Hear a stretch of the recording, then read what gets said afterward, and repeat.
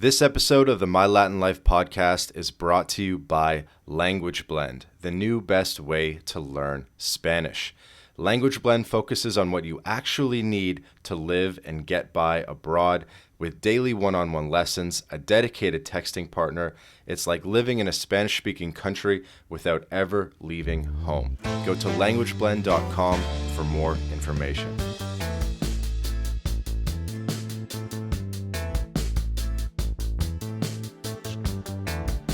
Welcome back to the My Latin Life podcast. Since 2014, My Latin Life has been your trusted guide to traveling and living in Latin America. Today, my guest is Neetocracy. Neetocracy is a Twitter account with over 10,000 followers, and they're teaching you how to stop caring, how to job stack, job slack, wage max, and all these other crazy concepts that we're going to get into. So if you like the job stacking episodes, if you remember the 2 or 3 job stacking episodes, if you like those, you're going to get a lot of the same vibe here. Mr. Neetocracy, how's it going? Doing very well, my friend. How are you? Doing well, thank you. It's good to be on first podcast. So let's dive into it. I've done quite a few calls with friends in the space, but this is the first time I'm kind of doing anything public. So yeah, looking forward to sharing some tips. No worries. Don't feel nervous. When you do calls with buddies and you talk about these neat concepts, job stacking and stuff like that, what do you guys talk about when you're chopping it up with your buddies that understand you? Yeah, so I'd say that most of my interactions are mostly over text. I'm not really a voice kind of guy, but what I realistically do is always feel like everyone inherently knows the right answers. You just have to kind of bring it out of them. So I'll get a lot of advice from younger guys who are just getting started with their degrees. They're maybe 1 or 2 years into college, or they're going down a certain path and they don't like it, and they're asking me, "What should I do? Should I stick to it? Should I swap?" And I really just kind of get a good grasp of all the information that I can. So a lot of it is, asking a lot of questions, a lot of sometimes, Mm-hmm. weird questions that probably their friends and family don't ask them. But realistically, one of the things that I try Mm-hmm. to do is figure out how much they're actually working and how much they're getting paid. Because what you'll find is a lot of, entry level positions, you've got young guys getting absolutely smashed with a lot of work and it's not worth the return. So I almost always try and get them to apply for new jobs. You always have to see what's out there. And realistically, you should be applying for jobs all the time. Even if you have a job, even if you're comfortable, things can change very quickly. And, you can be with a company for 10, 15 years and you can say, oh, they say we're part Mm-hmm. of a family. But it's not a family because they'll get rid of you the second a new CEO steps in and changes stuff up, right? So realistically, I always tell people to have options. I actually read a post from Saswiz, a friend of mine, who talks about someone who wanted to jump to a new job, quit his job, and then the second job or the job that he was going to get ended up just pulling the offer. And then he basically was left with 0 jobs when he was looking to make a better transition. So Mm-hmm. realistically, it's a pretty ruthless world out there. Anyone who's dealt with HR knows that directly. So it's basically just giving some of these guys a bit of advice that I had. Like I've worked a whole bunch of different jobs over my life. I've probably worked like 10 different jobs in very Mm-hmm. different fields. Like I've done door to door sales for a full day. That sucked. I did telemarketing. I've done customer full day. It A was a full horrible day. day. I did like a week of telemarketing, like just cold calling people. That was absolutely soul crushing too. So I would not recommend that to anyone, and that's why I'm very anti sales Okay. on my Twitter account too. Before we get into some of the concepts, I need to know more about like what is NEET, what is PEPE, what am I doing interviewing anonymous frog character, anonymous Twitter accounts. I Yeah, don't know. That's where I'm at 100 podcasts in. So what is NEET, what is podcast or what is PEPE, sorry, yeah, sure how are thing. they So related? NEET, it's actually a lot of people follow me and don't even know what a NEET is, which is hilarious. And I've told a few people to Google what a NEET is, and they've just straight up blocked me, which is kind of funny. But a NEET stands for Not in Education, Employment, or Training. So if you've like, say you've graduated like high school, and you're just in that weird period between like high Mm-hmm. school and starting, full time work, or getting into college, that's basically what a NEET is. So realistically, I am technically not a NEET because I work a full time job, but I only do about 15 minutes of work a day. So I basically consider myself a NEET because I get very little messages from my boss and basically just do whatever the hell I want. And most of the time, what I want to do is just shitpost on Twitter. But I do a lot of things. I'll take like, 3 hour lunch breaks, go for a run, hit the gym, lie in the sun, read a book. Like realistically, I own my time, and I'm not forced to sit in traffic and go work in an office where I'm under constant supervision. I'm at home. I wake up when I want to. I do what I want to. Right. So that's essentially what being a NEET is. It's like reclaiming ownership of your time and ultimately ownership over your life. Where Pepe the Frog kind of ties into it is it Okay. started on 4chan, kind of the neat thing because realistically, wages, which are the opposite, people who not only work a 9 to 5 job but make their life their job. You know what I mean? Like their personality is their job. You talk to them and they're like, "Oh, I can't do this tomorrow. I have an early shift." And realistically, they resent NEETs. They consider them leeches for not contributing to society. You know what I mean? Whereas they're working usually a minimum wage job. They don't like their job, but they pretend to like it. And that's kind of where the conflict between NEETs and wages arises. But realistically, labor in 2023 is like an absolute joke. You know what I mean? Like it's beyond a joke in terms of how you're treated in corporate, especially in corporate jobs. Like it's basically an adult daycare now. So Pepe ties in because obviously it started on 4chan. Um, and yeah, basically, like NEETs can also be losers too. It's not an exclusive thing. Like if you think of, your average basement dweller. I don't know if you know the South Park meme, like the really fat guy behind the keyboard. Like yeah, so it's important Sure. to Yeah. understand Yeah. that you can, and there are obviously wages who love their jobs and have successful careers too. But for me, I've just found the trade off, and having been a wagey in the past, I'm very much a reformed wagey. Um, I've realized that this is not the way to live your life. Like you basically, when you add up all the time you spend at a 9 to 5, it comes close to a decade over the course of your life, which is pretty much a prison sentence because you don't really have control over that time. So for me, and the reason I started this account was because I was a NEET at the time. It was during COVID, and I was just making a lot of money trading crypto and doing other things. And I thought, you know what? I'm going to start an account and kind of bring awareness. Like life is so much better now because of remote work and COVID lockdowns. In the best shape of my life. I'm eating well. I'm reading like one book a week. I'm living my best life, and this should be Mhm. experienced by other people. So I started it, and the account over the course of 2 years just kind of took off and grew from there. That's awesome. Were you working remote prior to 2020, or is this It was relatively new pretty phenomenon? much. I was never allowed to work remote before COVID happened. It was very strict. It was not even in my wildest my wildest dreams that I could work from home, because that would have been a massive. I wrote about this in one of my Substack, but that would have been a massive burden off my shoulders. Like I would have gotten close to 2 hours extra sleep. It would have been so much like less exhausting just working from home. But realistically, I was new at the company I was working at, and they really wanted to train me, and they kind of wanted supervision Hmm. 24/7. Like my desk was deliberately positioned so I had a manager looking over my back. So all of these little subtle things they do to you Mm. is to basically control you and wrap you around your finger. And I was getting paid like absolute, even though I was working for a reputable company, I was getting paid nowhere near as much for the time and energy that it was taking out of me. Like it was a very strong, it was just draining my life basically. Like I'd come home, I'd be exhausted, I'd be unhappy. I'd only have like basically the 4 hour life. I'd only have a couple of hours of free time, and you're in such a shitty mood from what you've done that you just want to relax. You know what I mean? You don't want to do anything productive. Yeah, No, I get it. I get it. mm, So remote work's obviously better, opens up all the opportunities for the correct. slacking and the job stacking and stuff. I want to read a tweet to help the audience get a little bit more of the vibe. This was a retweet from Max Wage Chad, another, one of your Twitter colleagues. And his tweet went as follows: I will have 4 remote jobs.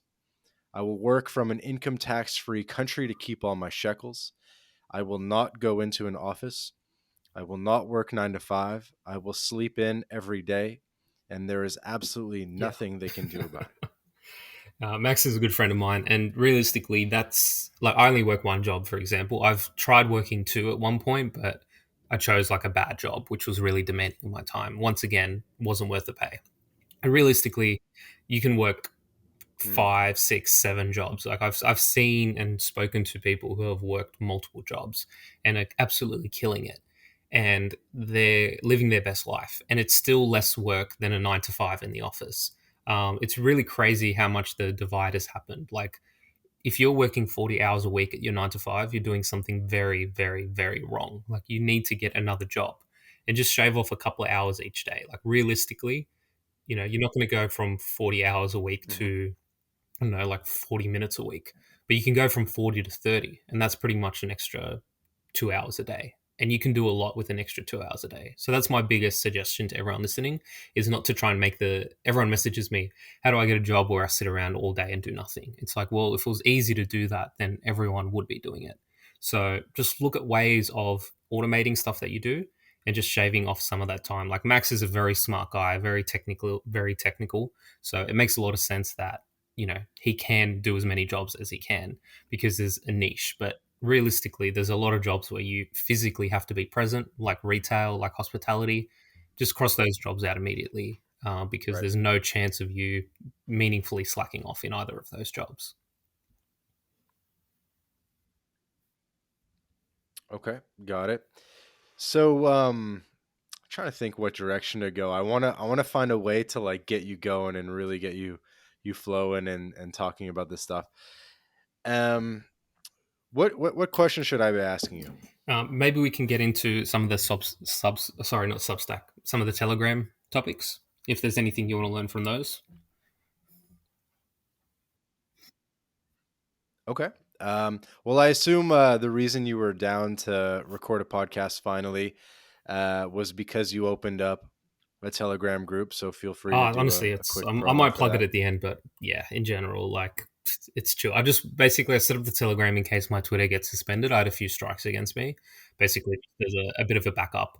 I've got a Discord, I've got the Substack, I've got friends who can kind of retweet me, but I thought I also want to post long form content without paying Elon like $8 a month or whatever. So, like for me, it's a laziness thing more than something I'm genuinely trying to build. But it's done all right. I've got a couple hundred subscribers in the past few days. So, yeah, honestly, like I don't know if you want to ask me like any kind of maybe financial advice, like on budgeting and investing, like what tips people can do, because I'm always down with that.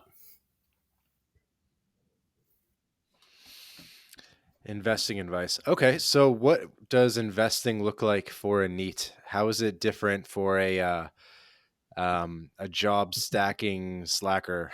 How is So investing I different for guess these if people? you're a full-time NEET and you've got no income coming in, which I've done for over a year, it can actually be quite stressful because realistically, maybe you've made money, maybe you've gotten some kind of inheritance, or maybe you just lucked out and pulled a lot of money out of, you know, GameStop shares or crypto.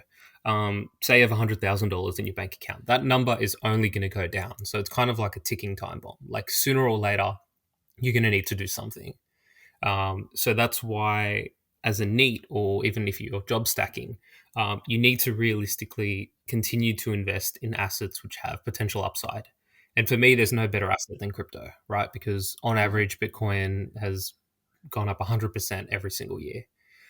So realistically, most of my income that I make, obviously I have expenses, but I try to not live lean. I don't believe in the bow tie bull of kind of mentality of just sitting at home and eating chicken and rice and never going out and just saving every dollar. Like for me, that's no way to live life. But realistically, you should be looking at buying things that give you value, cooking at home where possible, especially investing and living in a nice house, whether it's renting or paying a mortgage if you can afford to do that. Realistically, I don't think renting a mortgage is a good idea because you put yourselves in a lot of debt, and you've got to make those repayments, and you're dependent on interest rates. So I would avoid against taking out any kind of mortgage. But realistically, if you rent, you can also rent a really nice place, and if you're working from home, or if you're a NEET, then you're going to be spending a lot of time at home. So make your surroundings as comfortable as possible. So my main kind of point is don't cheap out where possible. Like don't live in a shithole, like kind of shoebox apartment.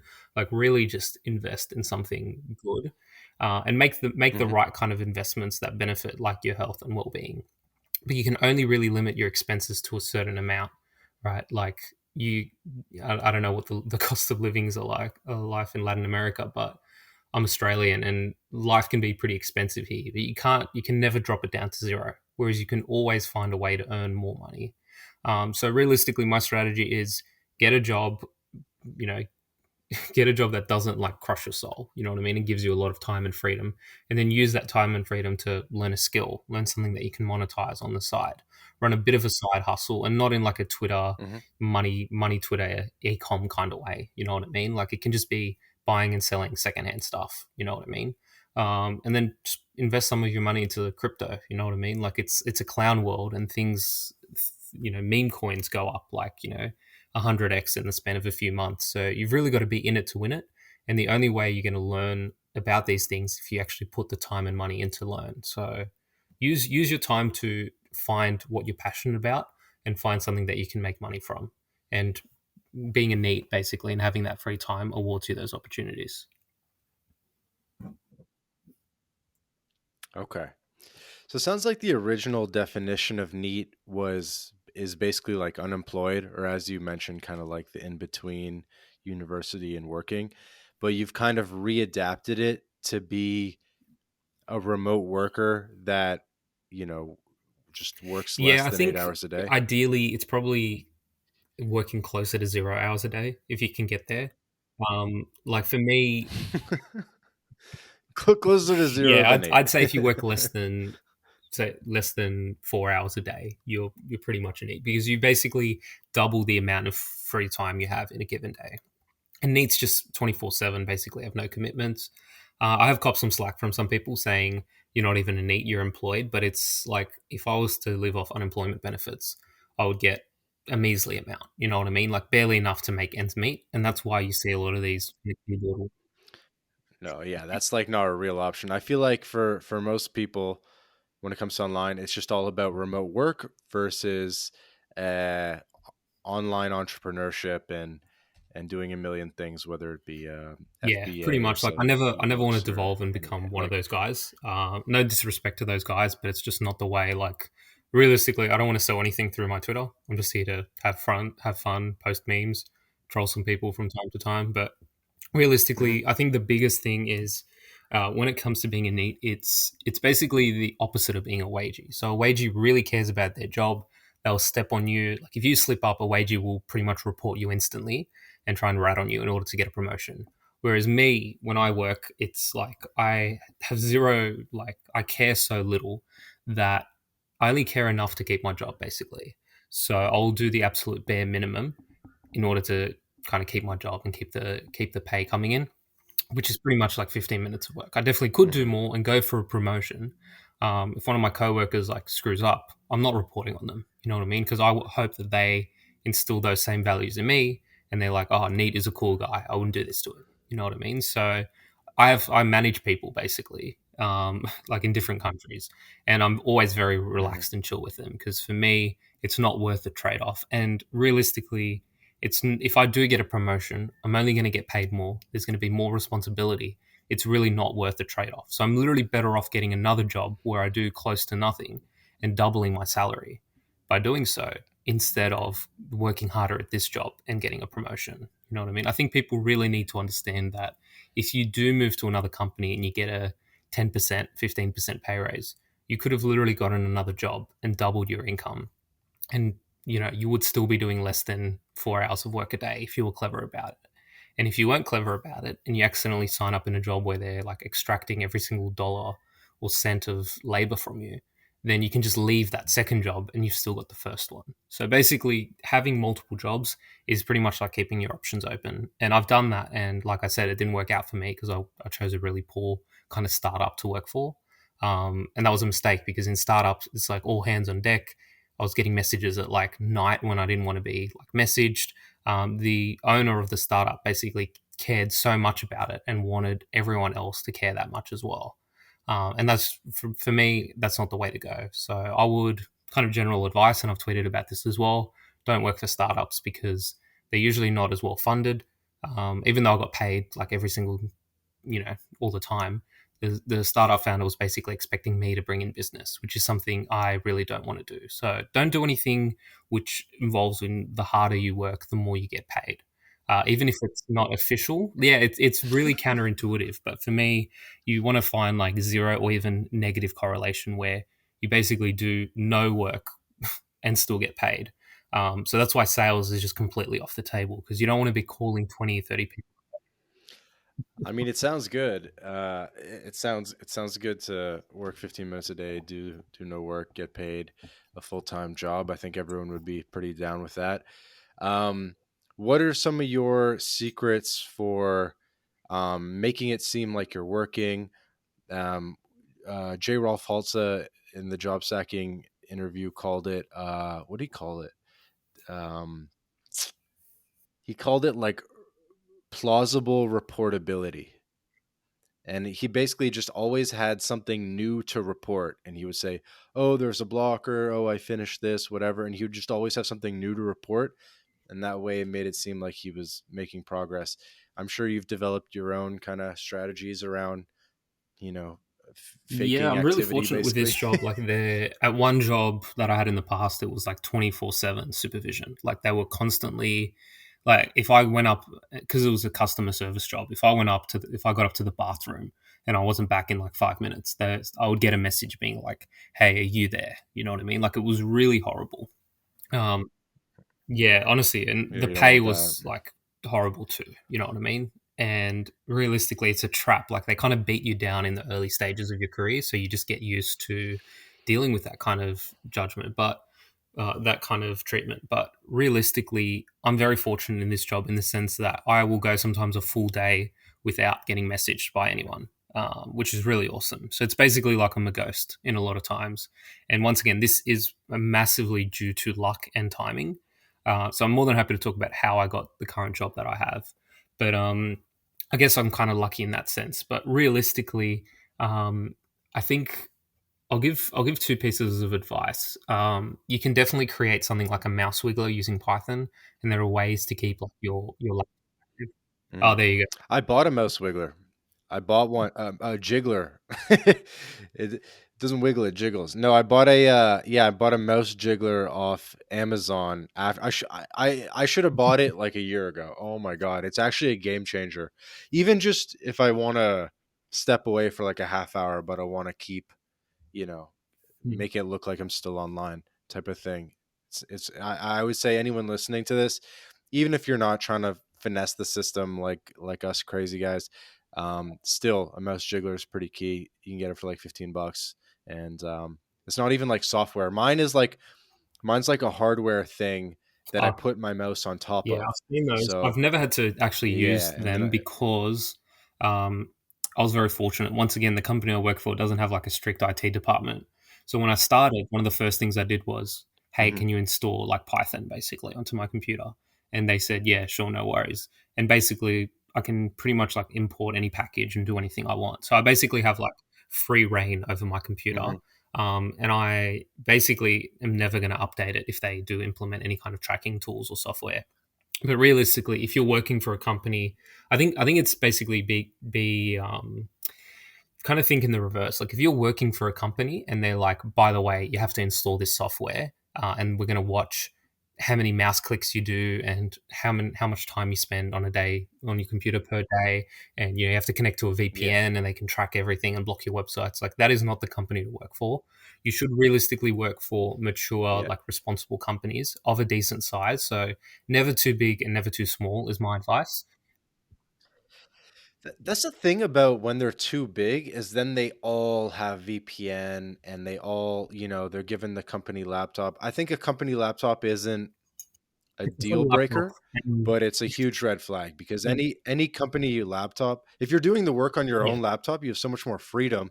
If you're doing it on a company laptop, I've had company laptops where they let me bring it to let me bring it to Mexico and stuff like that. But it's that's like the minority Yeah, of I cases, would I definitely think. recommend getting a company laptop because if you leave, the IT departments are pretty inefficient, so you can probably get away with a free laptop. And there's pretty much nothing they can do to get it back. So, yeah, Right.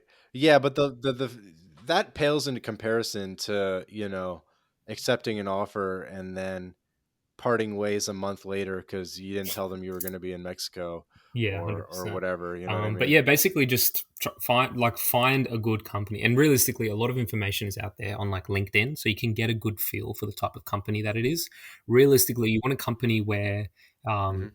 ideally your manager isn't even in the country so that there's not that kind of strict reporting once again, and a lot of it's fragmented. Now that comes with pros and cons because I'll sometimes get messages outside of work hours, but realistically if you're not coming into the office like and you're not getting that many messages a day, and there's not that many meetings a day, like I cannot stress that I've lucked out so much with this job that I basically have a 30-minute meeting every Monday, and then I have one 30-minute meeting every month. Like that is literally, I have less than 2 hours of meetings in a month.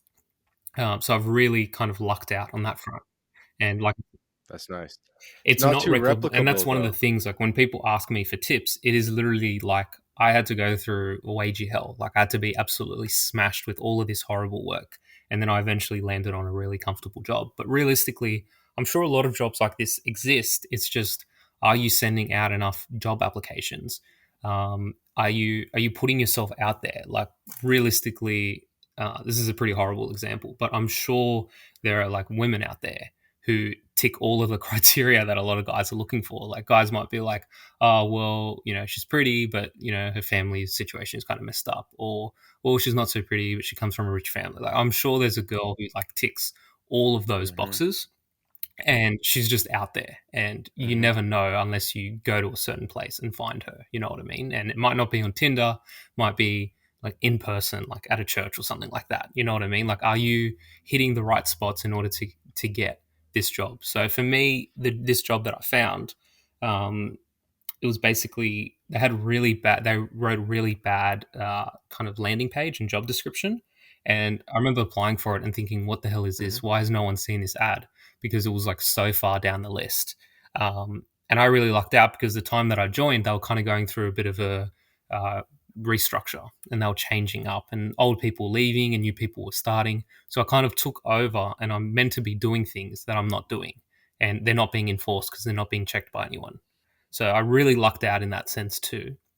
But once again, something like this only happens once in a blue moon. So, but realistically, if you stay at a company for enough time, things like that can happen. And often a lot of people don't ask any questions, right? Like if your manager leaves and a new guy steps in, Mm. you can basically just tell him, oh, by the way, you have to do this and you have to do that. Like realistically, yeah, yeah, give him a lot of your work, Give or them a be lot of like, your work. oh, so and so was about to start. You know what I mean? Like, you need to hire an intern in order to do this. Like, you realistically need to call the shots, and you need to have balls. Like, if you don't have balls, like you're gonna get pushed around, like regardless of what job you have.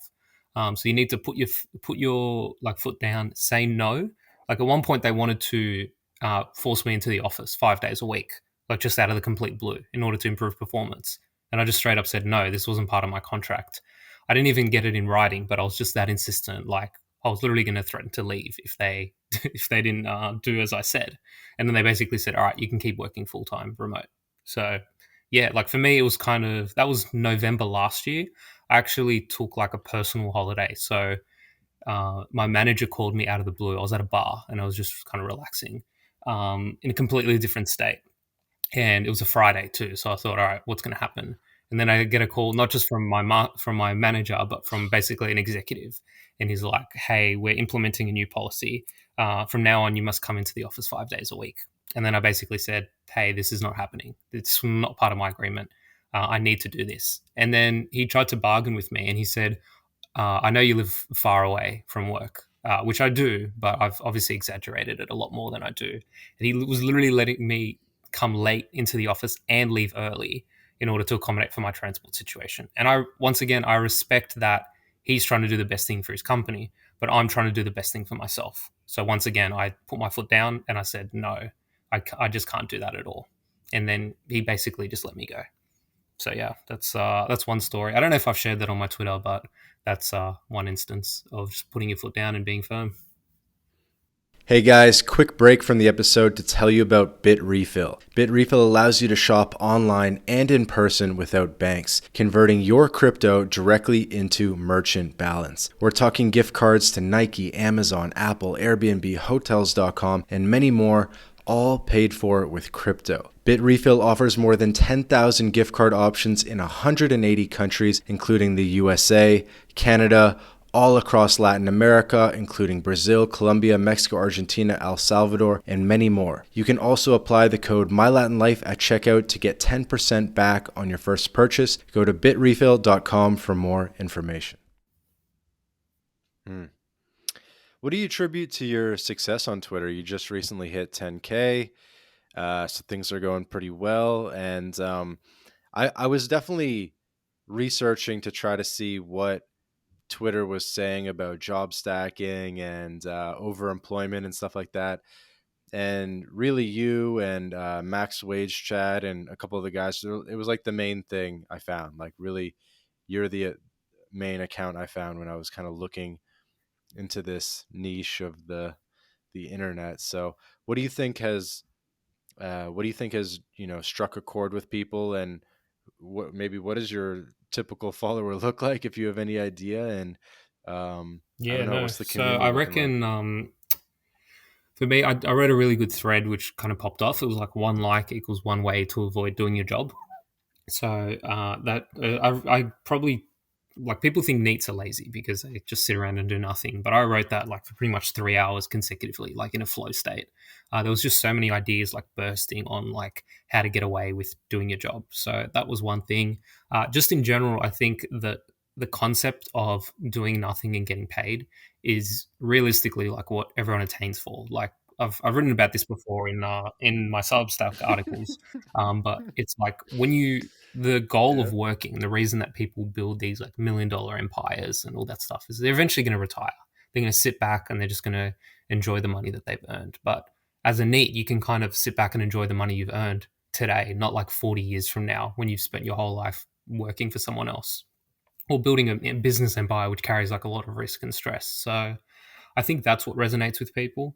In terms of content and some of my followers, I'm mindful not to give out too much because realistically, it's not easy. Like I make it sound like it looks easy and that I haven't done anything, but like I said, I've had to go through a lot of really shitty jobs and a lot of a lot of stress in order to get to where I am now. So this is like a much needed break from my previous kind of career and jobs that I've worked. But realistically as well, people will Mm-hmm. just message me out of pure laziness, being like, what job do you work, when I've talked about that in the past. And then they'll also be like, how can I get a job like this? And 99 times out of 100, they've never applied for a job. They're not even like thinking in the same way that I am. They haven't read the articles. So it ultimately comes down to laziness from their end, which I fully understand. But the one thing you need to work hard at is applying for jobs and finding and getting into a position like that. That's realistically like no one's going to do it for you. No one's going to say, "Hey, type in this word," and one of my mutuals recently landed a job as like a platform engineer, and he's doing very little work. But not all platform engineers Mm-hmm. do very little work, so there is no secret sauce on that front.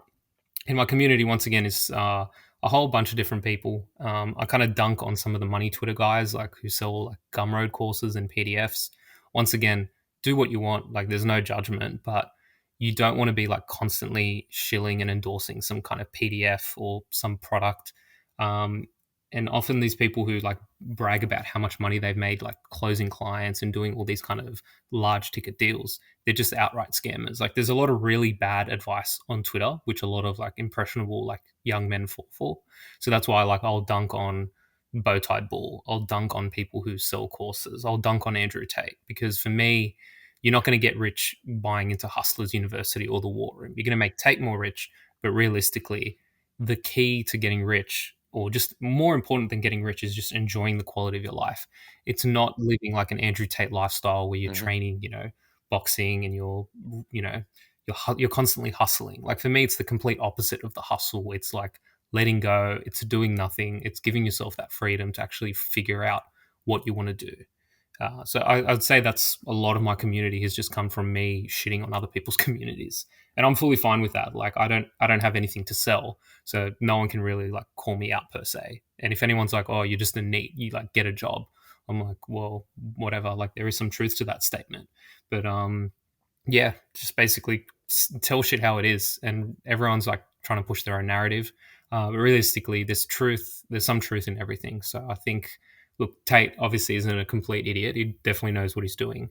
But once again, if you're like a 19-year-old kid and you think the way to making money and obtaining financial freedom is to pay $50 a month for what's it called, Hustlers University, you're kind of delusional, and I'm going to snap you back into reality. So yeah, basically just telling it how it is.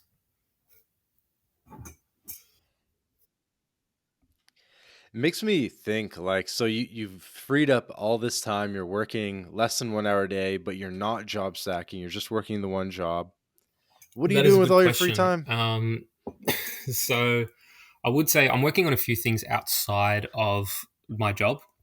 Um, I think more than anything, I'll give you like a pretty good example. So I'll usually sleep in an hour a day just because I'm a bit of a night owl. Like I trade like cryptocurrencies, and a lot of activity happens usually like by the time most people are bed here in Australia. So I definitely trade some cryptocurrencies, flip some NFTs, do some stuff with shitcoins more than anything. Um, so that's one thing that I do, and Mhm. it's good to have like 24/7, like not 24/7, but it's good to look over that stuff because something you bought could be up or down like 20 or 30% depending on when you check. So if you're looking to make an exit, you kind of need all hands on deck. Um, realistically, I'm also constantly interviewing for like jobs and opportunities, and just seeing like what's out there too. Like I'll probably take one job interview a week, and I'm constantly applying and looking for the next job because realistically, I could get a job that has like 3 hours of work a day, but I do want to try and land that mythical extra job where I'm doing like 15 minutes of work a day. So for me, it's partially doing some of that.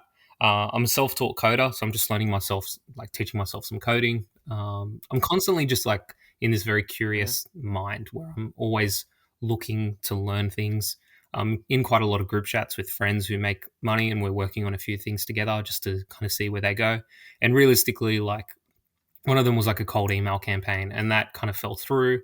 I'm not going to like write it off just yet, but realistically, I didn't need that to succeed in order to keep earning money every single day.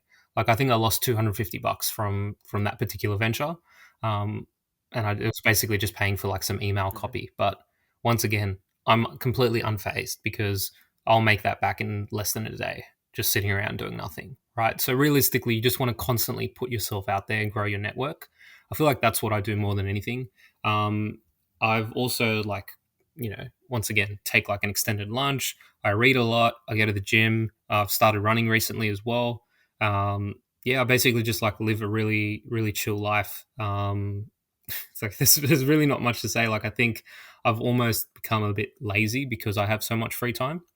If I had like I don't know, 2 3 hours a day free time, then I would probably be rushing to get everything done during that time. But because I have so much more, I can just really take my time. Mhm. Like sometimes I'll just straight up go like during work hours, I'll just go to a park and just lie in the sun there, like on a grassy field. Everyone says touch grass. I literally touch grass most most days. But yeah, just walk my dog. Like I don't really know. Like I do. Okay, it's all good. I mean, at the end of the day, you're kind of like a anonymous guy, and it's really more. I think we were saying it's more about like the concepts. It's not really about you. It's more about teaching people the way of the Yeah, neat like you can do lifestyle anything you want. um Yeah, just like taking whatever advantage of the you want system. to Yeah. do. Like if you're like, I don't know, like in one specific instance, one of my followers is like, oh, my like grandmother is like elderly, and I want to like take care of her and spend time with her. So he got a remote job, and he can like spend like 2 hours a day. Like he'll play cards with her, and he'll do stuff like that. But that's like Yeah, that's for that's him awesome. what matters. But for me, look, I do play a bit of video games here and there. I'm not definitely not obsessed. Like I try to limit how much I can play. But I've been replaying like a lot of Mhm. classics like from my childhood. You know what I mean? And for me, that's what brings me a bit of joy because it's like, well, instead of being an obnoxious Twitch streamer and having to do like dye my hair and like record 7 or 8 hours a day, I'm literally still getting paid, and I'm playing like Nintendo 64 games. You know what I mean? Like for me, that's probably been the thing that I've been doing the most in the Sure. past month, like playing a little bit of like Zelda, a little bit of like Banjo Kazooie, and like other kind of Nintendo 64 games. But realistically, I could snap out of that and just like start writing like Substack articles and go a lot harder with the Twitter. But one thing I do like about the Twitter is you can take the gas pedal off at any time. Like I can stop tweeting, I can disappear. I might lose a couple followers, but realistically, I'm not losing any business, right? So just that's why like I run the Stop Caring bot, because it's like in general like stop caring like when it comes to your job and just see the difference that it makes in your life. Hmm. Hmm. What are some of your biggest tips and tricks for people looking to engage in the neat lifestyle? Number one, stop caring. I wrote the bot which does that. Realistically, people care so Okay. much all of the time. Like they take their job so seriously. Like one of the worst jobs that I worked, I remember leaving and thinking, I wish I slacked off more. I wish I didn't like hold myself to the same standards, because there was a guy there who was doing such little work, and I'm like, hold on a second, he got paid the exact same amount that I did that entire time. So it's like, why did I care so much? Why did I constantly want to be the guy who put his hand up and did work for like pretty much no extra pay just because I wanted a promotion, which I didn't even end up getting? The promotion would have just been more work, by the way. So Hmm. realistically, you can't win in a rig system. So stop caring. Number two, apply for a whole bunch of jobs like constantly. And look, with ChatGPT now, a lot of, once again, like probably the bigger companies, like your big four and your kind of international companies, they're going to have systems which can probably detect if you've written a resume using ChatGPT. But a lot of like smaller companies don't. Once again, don't go too small, because with startups, like they want to get to know you, they want to take you out for like lunch or a coffee and chat to you, and they want to kind of make you part of the business without any of the benefits of being a business owner, if that makes sense. Like you might get a few shares, but the shares are dependent on your performance and how much the company grows. And your goal once again is to make money regardless of how the company grows.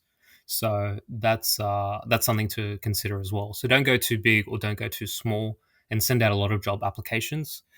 Stretch the truth. Like realistically, I remember one job I used a tool called HubSpot once, and I pretty much just put like HubSpot Hmm. expert or something like that on my resume. I can't remember the exact words, but I would say probably the fourth tip is keep a very open and curious mind. Um, there's a lot of really awesome content out there, like on YouTube especially. So I've taught myself a lot of programming, and that's just all from YouTube tutorials.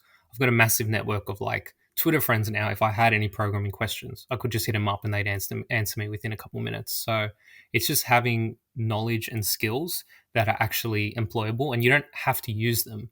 But realistically, the more you know about a certain field, the more you can kind of ace it. So you might go for a junior role, even though you're like more of a kind of like mid to higher level person, and you can just absolutely sweep the floor with like a junior level role, right? So probably when it comes to job stacking, I would say it's probably better to get two easy jobs than to get one difficult job. So if you're going to try and get, say you're interviewing for a job that pays 120K a year, Yeah. you're better off getting two 60K a year jobs and just absolutely like crushing them, automating a lot, and just really, really like doing as little as possible because you figured out how to crack the code, than one 120K paying job where you're managing other people. Um, Basically, don't manage other people because people are unreliable. So you've just got to find that sweet spot.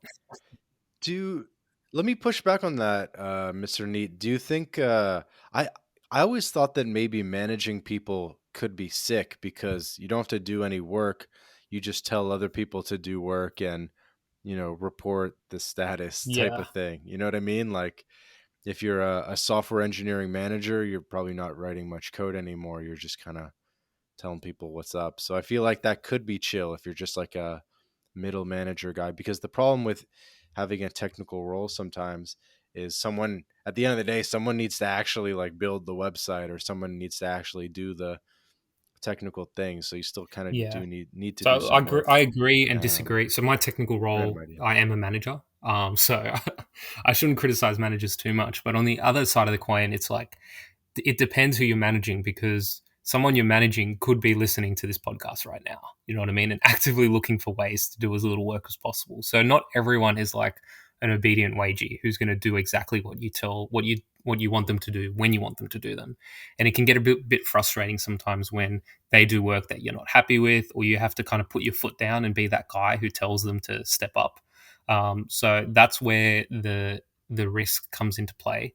But definitely like avoid, yeah, if you can avoid building like the more intangible you can make your job, in the sense that like people aren't looking at the, say you're writing code, like you miss one line of code, it could have like disastrous consequences. You know what I mean? And you could really get pulled in for that and be like, what the hell is this? So I think honestly, the best kind of role would be if you are the sole person who does X at a company, right? So for example, I do SEO, so I'm the sole SEO person at the company. So as long as the results are somewhat decent, nobody asks any questions. They don't ask about my methods. It's pretty much just like, you do what you know what I mean? If you can position yourself in that way, and then you don't Mhm. have someone below you who constantly wants to learn more, or someone you assign work to. Yeah, like realistically you just want to be kind of a lone wolf in a lot of companies. No Yeah, like stupid none of that stuff. mentorship. But at the same time, if I had None of worked that another job, I bullshit. would, like, say I worked as part of a team of like 10 SEO people. I would have learned a shit ton more about SEO than just being like the only SEO guy here. You know what I mean? But once again, there's a whole bunch of content on YouTube, like in books, articles. Like you can learn all of that stuff. Podcasts, like there is so much about it. Okay. So whatever you do at your company, be the only person so that there's no one else to benchmark you to. Because if you have, say, two SEO guys and the other guys, I don't know, editing twice as many Yeah. articles or whatever, it makes you look Unless you're bad. all in You on know it what I together, mean? and that So very rarely happens because you got your coworkers mutinying and dude, I know a meeting lot of with it. companies, like some IT departments are kind of like that because they have basically like no work. And realistically, if everyone's in on it together, like you can just do stuff like, for example, say you work, Oh, interesting.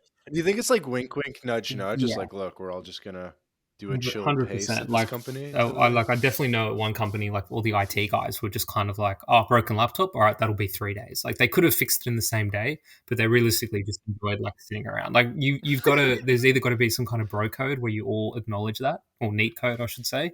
But more often than not, like sooner or later, that's gonna like it's gonna like fall apart. You know what I mean? Like someone's gonna want to get married or something, and they have to save up money and go for a promotion, or circumstances change and they have to leave their job or something like that. So, dude, enjoy a job like that while you can. But realistically, if you're like a lone wolf, like I am genuinely, I've been in my current role for like over a year now. I'm genuinely curious to see how long I can do this, how many people are going to come and go, and I'm just like the rock that's been there forever. And I don't want a promotion. Like I genuinely do not want more work. I will get a second job any day before I get a promotion. So I'm just doing the bare minimum. Like I do, I don't know, like 15 minutes of work a day. That's all it takes to keep my job, and that's all I'm going to keep doing. Got it. I have a question for you. Where do you think the line is between doing the bare minimum but still keeping people happy and basically outright fraud where you're just like pretending to work for a company? Because I think I don't know if it was you or it was Wage Chat, but they did sort of a quote tweet on the situation I was reading just tonight, where actually Chamath Palihapitiya got involved and he like responded to a tweet basically saying like, look, if someone's pretending to work a remote job and they're not working, like that's I fraud. think at the end of the day, like I get results. Like my manager is happy with the results that I get, so like there's no questions asked there, right? Like if I wasn't getting results, then yeah, like that would make complete sense. You know what I mean? But realistically, sometimes there are factors like outside of my control which limit the results that I get. I think honestly, it depends what you do, but at the same time as well, like I basically have like zero empathy. Like I remember working in customer service, and it was an absolute shit show. You know what I mean? Like I was answering phone calls Hmm. and like dealing with clients because of like you know laziness from someone else's end. You know what I mean? Like I would get the exact same phone call from from people like 20 or 30 Mhm. times over the course of the day. And I basically had to give the same response. Like that could have been something that they just implemented on the phone, like, oh, by the way, this doesn't work anymore because of this reason. You know what I mean? So realistically, they really undervalued us. So for me, if I'm finding a way to abuse the system and putting people on hold and really just like doing as little work as possible, that's not I don't feel like bad in any, I don't feel like there's any kind of fraud or any kind of stealing. Like I understand the concept of wage theft, but realistically, like companies are basically stealing your time. They're stealing your life. They're trying to pay you as little as possible and still keep you around. Like they literally want you. Mhm. I wrote about this in a recent Substack article on Vagabond Way. I basically said like your company actively hates you and they're looking to make your life worse. Like some companies, and thankfully I don't work for one of these. Like they'll like force you to participate in like Pride Day, and they want team building exercises and all this kind of really cringe stuff. That is not the way to treat an employee. So once again, I basically have zero zero empathy for the company. Even the current company I work for, there are some good people. Like my manager is genuinely like a good guy, right? But I've also worked for companies in the past where there are actively bad people who want to make your life worse, want to dump work on you. And honestly, I just say Mhm. fuck them. Like do what you want, live your own life. Like at the end of the day, your life is the only one that matters. I always say your NPC coworkers just despawn when they leave the office, and they come back with all this all these fresh prompts from ChatGPT about how they spent their weekend drinking and all this other stuff. So yeah, stuff it. Like don't. I honestly would say don't. No, I get it. I get it. Yeah, man, can't let the man keep you down. So, so do you think that this is just a temporary inefficiency caused by 2020 and it's kind of ironing itself out of the system?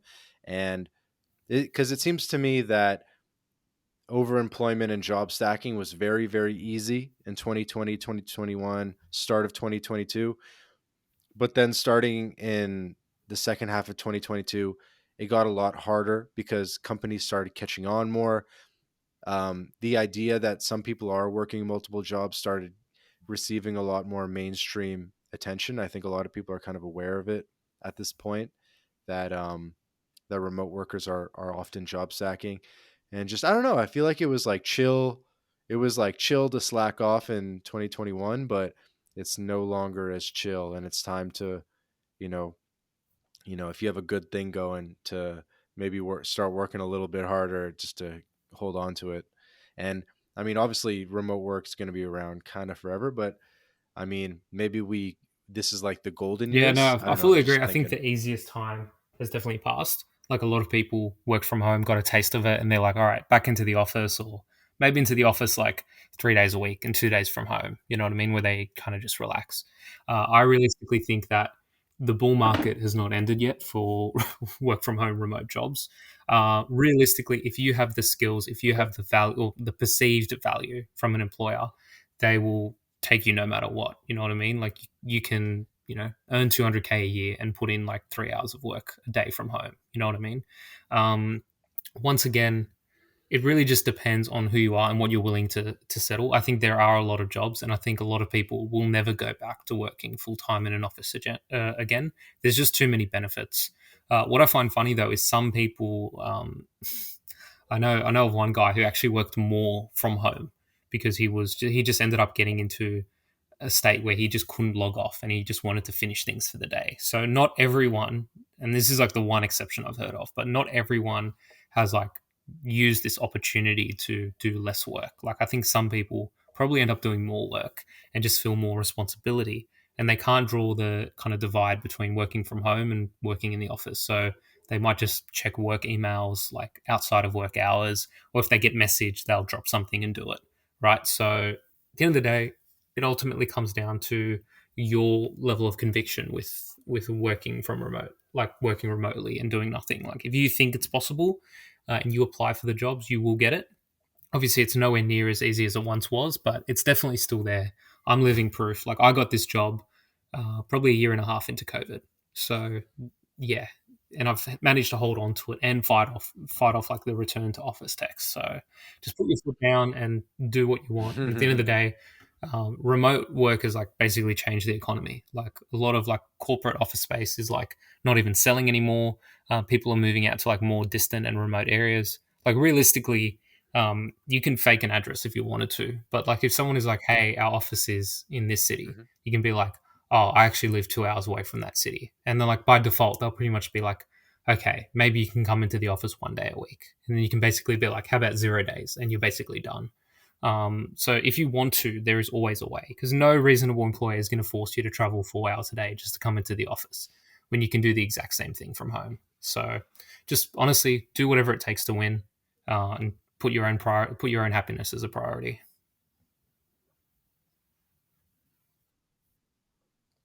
Yeah, definitely makes sense. Um, cool. So you think that the golden age is continuing, and you think like why is that? Why do you think that like what are things going to look like now? Because I feel like the first couple of years post 2020, everyone was kind of seeing how things were going to shake out, how the back to office was going to shake out, and I feel like now we're in more of like a steady state where I don't know, there's like a bit of both, there's hybrid, that kind of thing. Um, do you think that there's going to be increased competitions for a remote job? Do you think that there's going to be increased wage pressure, particularly on remote jobs where you're competing on like a more global scale? Or I don't know, what are your thoughts on kind of the future of remote work I think and hybrid is job going to stack? become the default. What's going to happen is like no one wants to work on a Friday, and most people don't want to work on a Monday either. They might want to sleep in or clock off early or something like that. So I think What's the work? I think not working on Monday is gonna be a tough sell, but all right, yeah, like continue. I like realistically, I think that's like employers will toss people some crumbs. Like Google, I think was literally offering to pay people more if they came into the office. Like these, it's basically kind of a rebellion in the sense that the workers are like putting their foot down and being like, well, actually, you need me more than I need you. You know what I mean? So I'm gonna accept this term and condition from like I'm only gonna settle for this. So Hmm. the more people are willing to accept, like realistically, I think a lot of people have like not like lost their wagey status by working from home. They're like, cool, I can do a lot less, and I don't want to go back into the office because it's just not worth it. So I think realistically, what I see happening is that hybrid becomes the new default. So people maybe come in like 3 days a week. Mm. Hybrid sucks though because it really you're still there's no difference between hybrid and on-site because you're still tied to the area. If something says, "Hey, you're hybrid 2 days a week in Plano, Texas," well, I mean, what are you going to do? Go to Yeah, Mexico for 4 days at a time? You know what I mean? You're still kind of stuck to the yeah. area. You can't really That's do why I think anything. hybrid is it like they will do that because it's kind of a compromise and someone's like, oh well, it's nice to go into the office and see people and say hello. Um, Once again, it's that will become the default. I think it already is the default. Like a lot of people can just take their laptop home and work from Hmm. home. But yeah, that's just a normal job. I feel where they give you a bit of a perk Yeah, of but that like was a very Friday afternoon uncommon. off. That's I feel Yeah, that like was it's very uncommon totally before different COVID, though. than So, like, that for is like it's an inch forward towards Nick. It's not much. But okay, in yeah, terms it's an of like improvement. fully remote work and Okay. job trends, I think realistically, a lot of jobs aren't going to advertise the fact that they're fully remote because they'll probably get like 10 times as many job applications. So, I think honestly, like, just do a job that doesn't require any kind of physical presence. Like maybe there's some kind of training period, but a lot of that can just be done over video. And if you know what you're talking about, then like realistically, you shouldn't need that much training anyways. So my ultimate prediction is a lot of jobs are going to be like, this is in person. And then you can basically, when you get to the interview, maybe they like you so much that they're like, all right, fine, we'll give you a remote. But basically, settle for nothing less than remote. That is like my number one piece of advice. Like if you're absolutely forced to go in for some kind of like training, do it like reluctantly. Um, but once again, like your goal is basically to distance yourself as much as possible. Like once again, I've been in different states. I haven't been in a different country yet, but that one's coming up soon, and still basically done my job. Not sorry, I should say not done my job, but kept my job without any kind of suspicion from like from management. So yeah, just don't settle for anything less than remote is my piece of advice. But the future of work. Hmm. But were you also kind of saying that maybe apply for jobs, apply for normal jobs, and then just spring it upon them that you need to be Yeah, like I remote? think Or like what do you think is like the balance between, are you applying for like 50%, 50% what's the word, stated remote jobs, and then like 50% normal jobs that you hope you can convince them? Or do you sort of think of it like that, where I you're would say applying for a just bit of apply for both? everything. Like, don't even look at the word remote. Um, realistically, or like, Okay. don't filter for, because if you filter by remote, you're probably gonna like lose like 90% of the job. Yeah, There are higher competition roles for sure, because obviously if something's, I don't know why I keep saying Plano, but if something's, on site in Plano, it's going to get a lot less applications than, something that's remote yeah, definitely. I anywhere. You know think, what I mean? and another thing to do is if you have like a network, if you know people, definitely use them because they can kind of vouch for you or make some introductions. It's so much easier to get a job if you like. A recent job I applied for was basically just a Google form that the guy typed up. Just had to answer a few questions over Telegram. Like realistically, they're the type of jobs that you want to get where you're basically Like a chill, like almost like informal job, or a job that was yes. never formally listed. So you're not competing Yeah, so against like top unfortunately tier with that job, candidates. the like it did sound good at the beginning, but then the guy who was hiring basically said, "You know what? I'm just going to put a job application out for it," and then close to 100 people applied for it. So I pretty much almost had that job guaranteed Hmm. without any kind of background check. Like the guy did, and once again, he's more of a friend than an employer or a boss. Obviously, that's what he would turn into. But this guy did ask a few people that knew me, like, "What do you think of so and so?"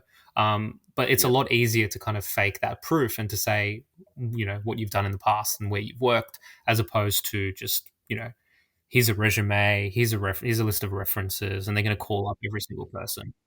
Got it. Got it. Okay. Can I ask you, Neetocracy, a couple Hit me. quick technical questions? Um, are you using LinkedIn, or what job boards I are would you say using definitely primarily? use LinkedIn, but just go for everything. What I found as well is even apply directly on websites when they have like you know, the careers page, go down every single route, and honestly apply for the Okay. same job multiple times. If you see it on LinkedIn, if you see it on Seek, or I don't know what job sites are universal. Yeah, there's Indeed. there's You know, in Indeed. I think there's Indeed here, there's Seek, there's Glassdoor, there's like a whole bunch of them. But yeah, just apply for everything. Right. Even go through Angel recruiters. Like I get List. really shitty offers from recruiters, but just have your name everywhere. Like a recruiter will get paid to get you a job. It's probably a shitty job, but like you're getting paid. Like if you already have a job, just like, get paid to take a 15-minute phone call, and they can tell you about the opportunity. And Hey, everybody. Hey, everybody. Quick break from the podcast to tell you about Language Blend, the best new way to learn Spanish. Language Blend was co founded by Jake Nomada, friend of the podcast, decade of experience in Latin America. And Jake and his team, they put everything into this program that they wish they had in terms of how to level up quickly with your Spanish language skills. Because the faster that you can get conversationally fluent in Spanish, the better the experience that you're going to have in Latin America. So go to languageblend.com for more information. Okay. So a little bit. So you're okay. I think a lot of people I've talked to were like LinkedIn mm, maximalists, LinkedIn and AngelList, and everything else was like a level below that. I think that's a little bit US specific, but I think the school of thought is that Indeed and all the other monster.com or whatever, all that stuff's like a level below. But I'm curious where you think maybe yeah, the just best apply deal for flow everything. is. Put yourself out there Job everywhere deal and see flow, what happens. everything. But here's the thing, if you tell everything to someone who's like only semi motivated, whatever, I feel like they're not going to know where to go, and they're never really going to execute. I feel like it's better if you just tell them like one or two sites and just be like, yo, just Mm. do everything I on I this would say site. don't sleep on recruiters. Like I got a really good job from a recruiter. So if that's my piece of advice, phone up. Like if you're lazy, phone up like 10 different like employment kind of recruiters and tell them what field you want to get a job in, and speak to them on the phone, and they will basically try and tee up interviews for Hmm. you. It'll basically bypass. Okay. Just And how do Google you find like the whatever recruiters? field, like if you're in finance or tech, like type in tech recruiters in Google, and a bunch of phone numbers will come up, and they'll have like, Okay, so I'm gonna search like SEO recruiter yeah, Australia, yeah, something like that. Okay. Okay, moving on. Mac Windows. or Windows? I've always been a Windows Maxi. Windows. Why? I use Apple phones, but Windows I've just gotten used to the UI. I can't use a Mac. I probably should learn, but realistically, Windows just gives you a lot of freedom in a way that Mac kind of restricts you. That's just my personal take on that. But In specifically in a job stacking context or slacking context, do you think it's easier to slack on a well, Mac or a personally, Windows? someone who's played like emulators, like I played pretty much all of Final Fantasy VI, like on my Windows computer. I think it would be a little bit more difficult on a Mac computer, but that's just my experience. I haven't really dealt with Mac. So if you want to play old school Super Nintendo games, Windows is the way to go. Okay. Another question. Your resume. Is there anything in particular you're doing for your resume? I did have a question about that. Do you list your current job on your resume, or do you leave that off because you might want to not, if you're going to job stack, you might not quit your current job and then pick up the second job on the side, and you would never want the J2 to know your J1 and call your and risk them calling your J1. So some people leave their current job off their resume. I don't know. Do you have So any this thoughts is like on a these massive things? bit of alpha, which I haven't given out. But my advice is usually when it comes to reference checks, they never ask your second job. Like they'll be like, "Oh, cool, first job, awesome. Second job, we'll just take your word for it that you've done that." So what I'll often, uh, What do you mean your second job? Like you're only working one job, yeah, but you're sorry, trying to get a I worded that a J2. I bit meant. badly, but say you're currently you're J1 basically, right? I would say that you've ended the J1 Yeah. maybe like 6 months ago, and you've started a new fake job that doesn't exist. Realistically, they're not going to go back and call your current job if you haven't worked there. You know what I mean? They're going to ask the newer job, which you can just completely fabricate. So you can just get a friend to that for you. You're saying Yes. fake your current job. The Okay. benefit What's is the they're not benefit going to of call that? your current employer and be like, hey, does so and so work at your company? It is a bit of a risk, but realistically, they're more likely to call your current employment and make sure that you're there, as opposed to calling a recent job and be like, has so and so worked here in the past? So it is a risk, and it could obviously like blow up. But the Hmm. reason that I say doing that Okay. is that you can get away with any kind of new skills in your current job.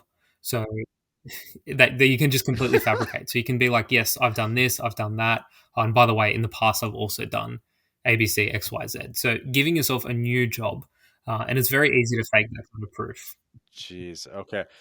So yeah, how's it easy? Because it doesn't sound that easy. Because I feel like yeah, it's kind of easy to like half-ass it, but I feel like kind of the forensic footprint of this fake job, it'd be like pretty easy to check that it doesn't seem all that real. I don't know. How do you, It how do really we do it? How do depends we on do it? how much you want to buy into it. Like realistically, it's easy to fake old jobs. You can be like, oh, "I worked for this startup that no longer works," right? That's a no brainer. But for current jobs, um, realistically, there's a few ways you can do it. So one thing you can do is go on a massive spree and like follow and connect with everyone at a particular startup who who's currently employed there. So if they do a quick background check, it'll literally be like, "Oh, cool, all of these people are there." Like he's connected with 20 people from this startup or from this company. You know what I mean? And then you can just subtly change your job. You can basically have jobs on your LinkedIn that you don't actually work for. Like I could put, I work for Tesla. You know what I mean? But I don't actually work for Tesla. I could just be some random, right? But it's not like this big announcement post. And realistically, you could just keep that up for like a day or two or a week or two at most. And that's obviously a risk, but everything's a risk.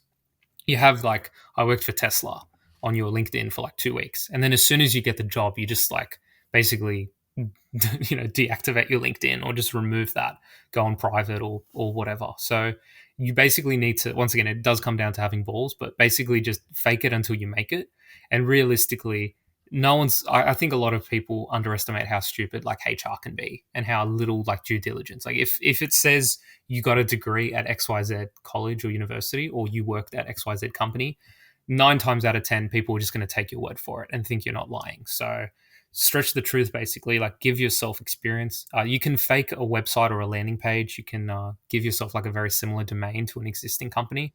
uh, Right. So would you say to fake working for a company that actually exists, or to create, that's kind of what I hear you're saying. In my head, I was originally thinking that you would like create a fake company, and then like it's kind of hard for them to be like, "Oh, you didn't work for the fake company." Be like, "What do you mean?" It's like, it's a small Yeah. company, it's five people, Once like, again, they won't go to I that don't know. level. Like they'll check the website. They'll say, "Cool, this is like a legit website," and you can just get a friend to vouch for you. So whether it's a fake or a real company, realistically, if it is a real company, just give just put a reference, make a fake reference letter, give like put your friend's number on there, and basically just yeah enjoy that ride there. And that's pretty much all they'll do. Like rarely do they phone HR and be like, I want to speak to XYZ person about this. So yeah, just honestly prey on people's laziness. Like if you give them a phone number, do Okay, okay. that. Mm. Let me push back on this. So I think a lot of people listening to this, they might have a full-time job and they might be open to the idea of picking Mm. up a J2 if they can get one that's pretty chill, but they don't want to create a fake company and mess with their Never gonna make LinkedIn it. and kind of like put their reputation never going to make it. Mm. They just don't have the mentality. No, I wouldn't say they're never going to make it. I think honestly, in that case, just I think Sass was his tweet about that guy who was ready to job hop, and then the other job he left his current job or handed in his 2 weeks notice, and then went to work for another company, and that other company pushed back on the job offer. Realistically, once again, I have like zero empathy for any kind of employment company that like employs people, and that's just me being fully honest. But basically, just yeah, like do that, like basically go for another job, and if they do any kind of reference check, just be like, oh, if you do get called out on it, once again, HR and your where you currently work are separate like departments, like in terms of what field you're in. So realistically, you can just be. I would also say be. That's true. The Hmm. background check companies usually Yeah, they check some of this do, stuff, but in don't the they? sense that it could just be like, does so and so work for the company? So if you want to just be honest, like realistically, very rarely does it catch on. Like you're not going to get a sit down with your manager being like, I heard you applied for another job, or we got this background check and this happened. Like realistically, if anything, that can lead to better negotiation because then they're like, shit, is this guy going to leave us? But once again, you can work. Yeah, I don't know. I think people wouldn't want it to come around. You know what I mean? I was almost thinking you would just say like, "Oh, I've been freelancing for like a year, I think yeah, freelance freelance SEO or is a something." way You to know what I go mean? about it, but freelance is it almost shows like a level of independence and autonomy that companies don't like, and it's also difficult for them to vouch. So you can create like a fake Hmm. landing page and create social proof. For me, it's just easier to put that you've worked for a company. Like my biggest advice would be just juice up things that you've done in the past. Like if you worked like a 3 month internship at a company, like double it to 6 months and just climb up the ladder and be like, oh, I was XYZ person at this company. Like that's a much easier way to get away with it. If you want to go, ultimately it is high risk, and you can basically just lie. But at the end of the day, like if you just talk, you can talk your way through anything. Like what it says on your resume doesn't always like if they like you in an interview, you can get any job you want. I'll tell you right now.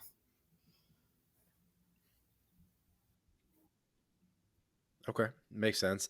I think it is a big piece of it. It's funny. There's like so many options, right? It's like you can be honest with your real job. You can create a fake job. You can maybe do a third option where you kind of list no job. So I feel like there's a lot of area. There's like Yeah, and some it's room different for for every industry. creativity Just here. find like what works for you. And realistically, what I said now is high risk. It's pretty stupid, but at the end of the day, like I pretty much like I don't care. I know how my company operates, and I know the fact that I have gotten away in several instances with applying for other jobs with like zero backlash for the one that I currently work. Like I said, if anything, like my company would be like, "Why are you leaving? Please, we'll pay you more. Just stick around." So that's the downside if a background check Hmm. does ever happen on my end. Cool. But I get a lot of like job referrals through my Got it. Got it. network, so that always helps too. Question for you. Have you No, you're good. oh, am I losing it? Yes, I have my question. I have my question. What are you doing in terms of filtering the jobs to make sure that it's a job that'll be adequate for slacking off? Are you asking them, hey, do you guys have a VPN? Are you asking what time is the stand up in the morning?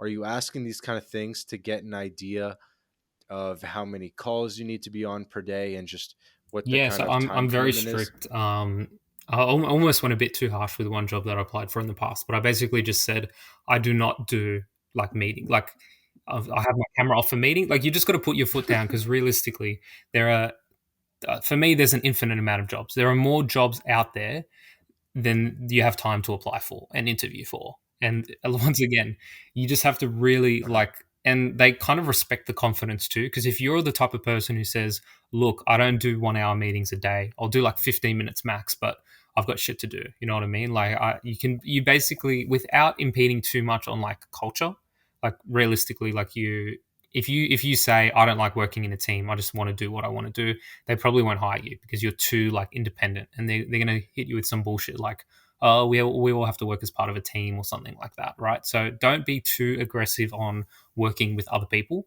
Definitely say that like teamwork is one of your benefits, but really drive home the fact that you don't like, they'll actually respect you more. And realistically, you can just say you're busy, right? If they're like, hey, jump into this meeting, you can just basically say, hey, I'm working on this project right now, I can't make it in. I'll watch the recording or something like that. Or and you just never watch the recording. So just put your like once again, it comes down to putting your foot down. Like just do not settle for anything less than exactly what you want. And if they're not open to that, And I think you were about to say that you're going to say, I don't yeah, go on I don't go video on. for the, is that something that Yeah, you've I've just tried to straight up put said your I don't foot go on down on? video. Like I've come up with a story that like I just my office setup just like I get up every 15 minutes. Oh, tell Well, us the story. Tell there us is the some story. truth in it. So I did injure my back like a couple years ago. So I just say, hey, I have back pain. Like I literally I cannot stay seated for like 30 minutes. I can't go on Well, video it's because like I have back pain. I've straight up said like I'll just pace around the room like when I have meetings or stuff like that. If I'm presenting, then I'll just whenever I present, I'll like have the camera on for 5 minutes and then just turn it off.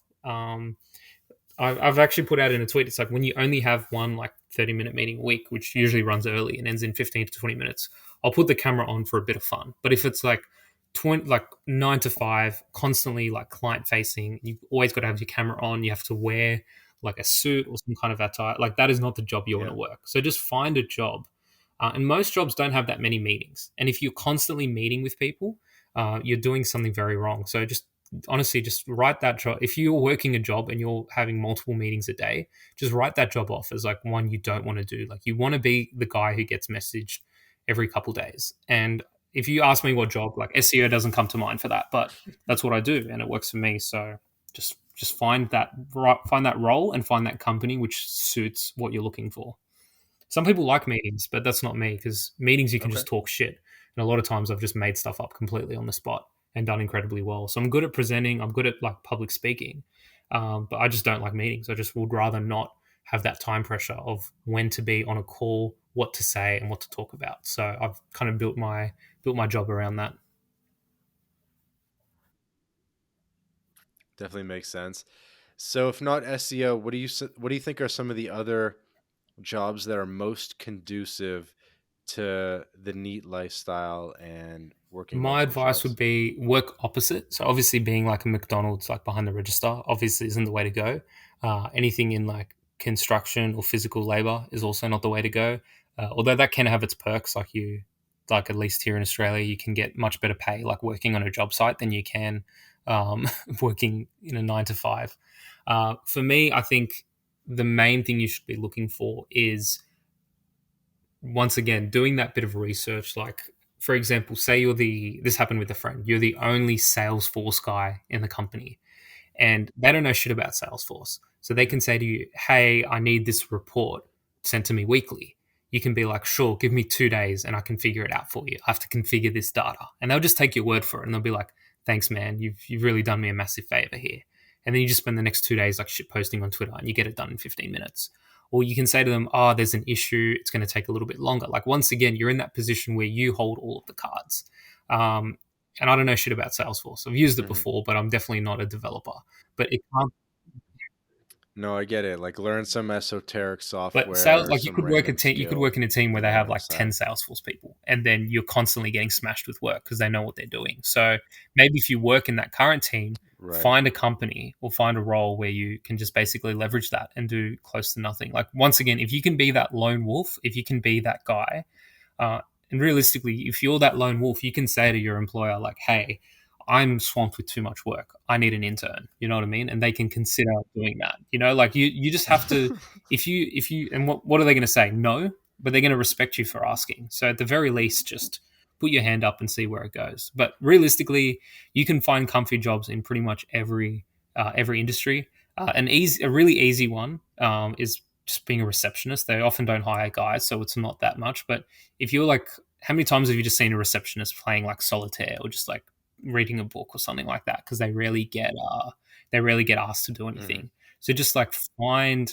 My advice would be Hmm. like go to a city and just walk around, like go into office buildings, and they'll just have like a bunch of different like companies, and just look at all of them. Like, what do these companies do? How do they make their money? Even sometimes like when I take public transport, I'll just hear people being like, oh, I hope my job makes me like redundant and fires me and pays me out like a year's salary. Like people are literally like waiting for the opportunity to be let go of their jobs. And they've basically just taken their foot off the gas pedal and they don't care and they're not putting in the time and effort. Like that's the job that you want.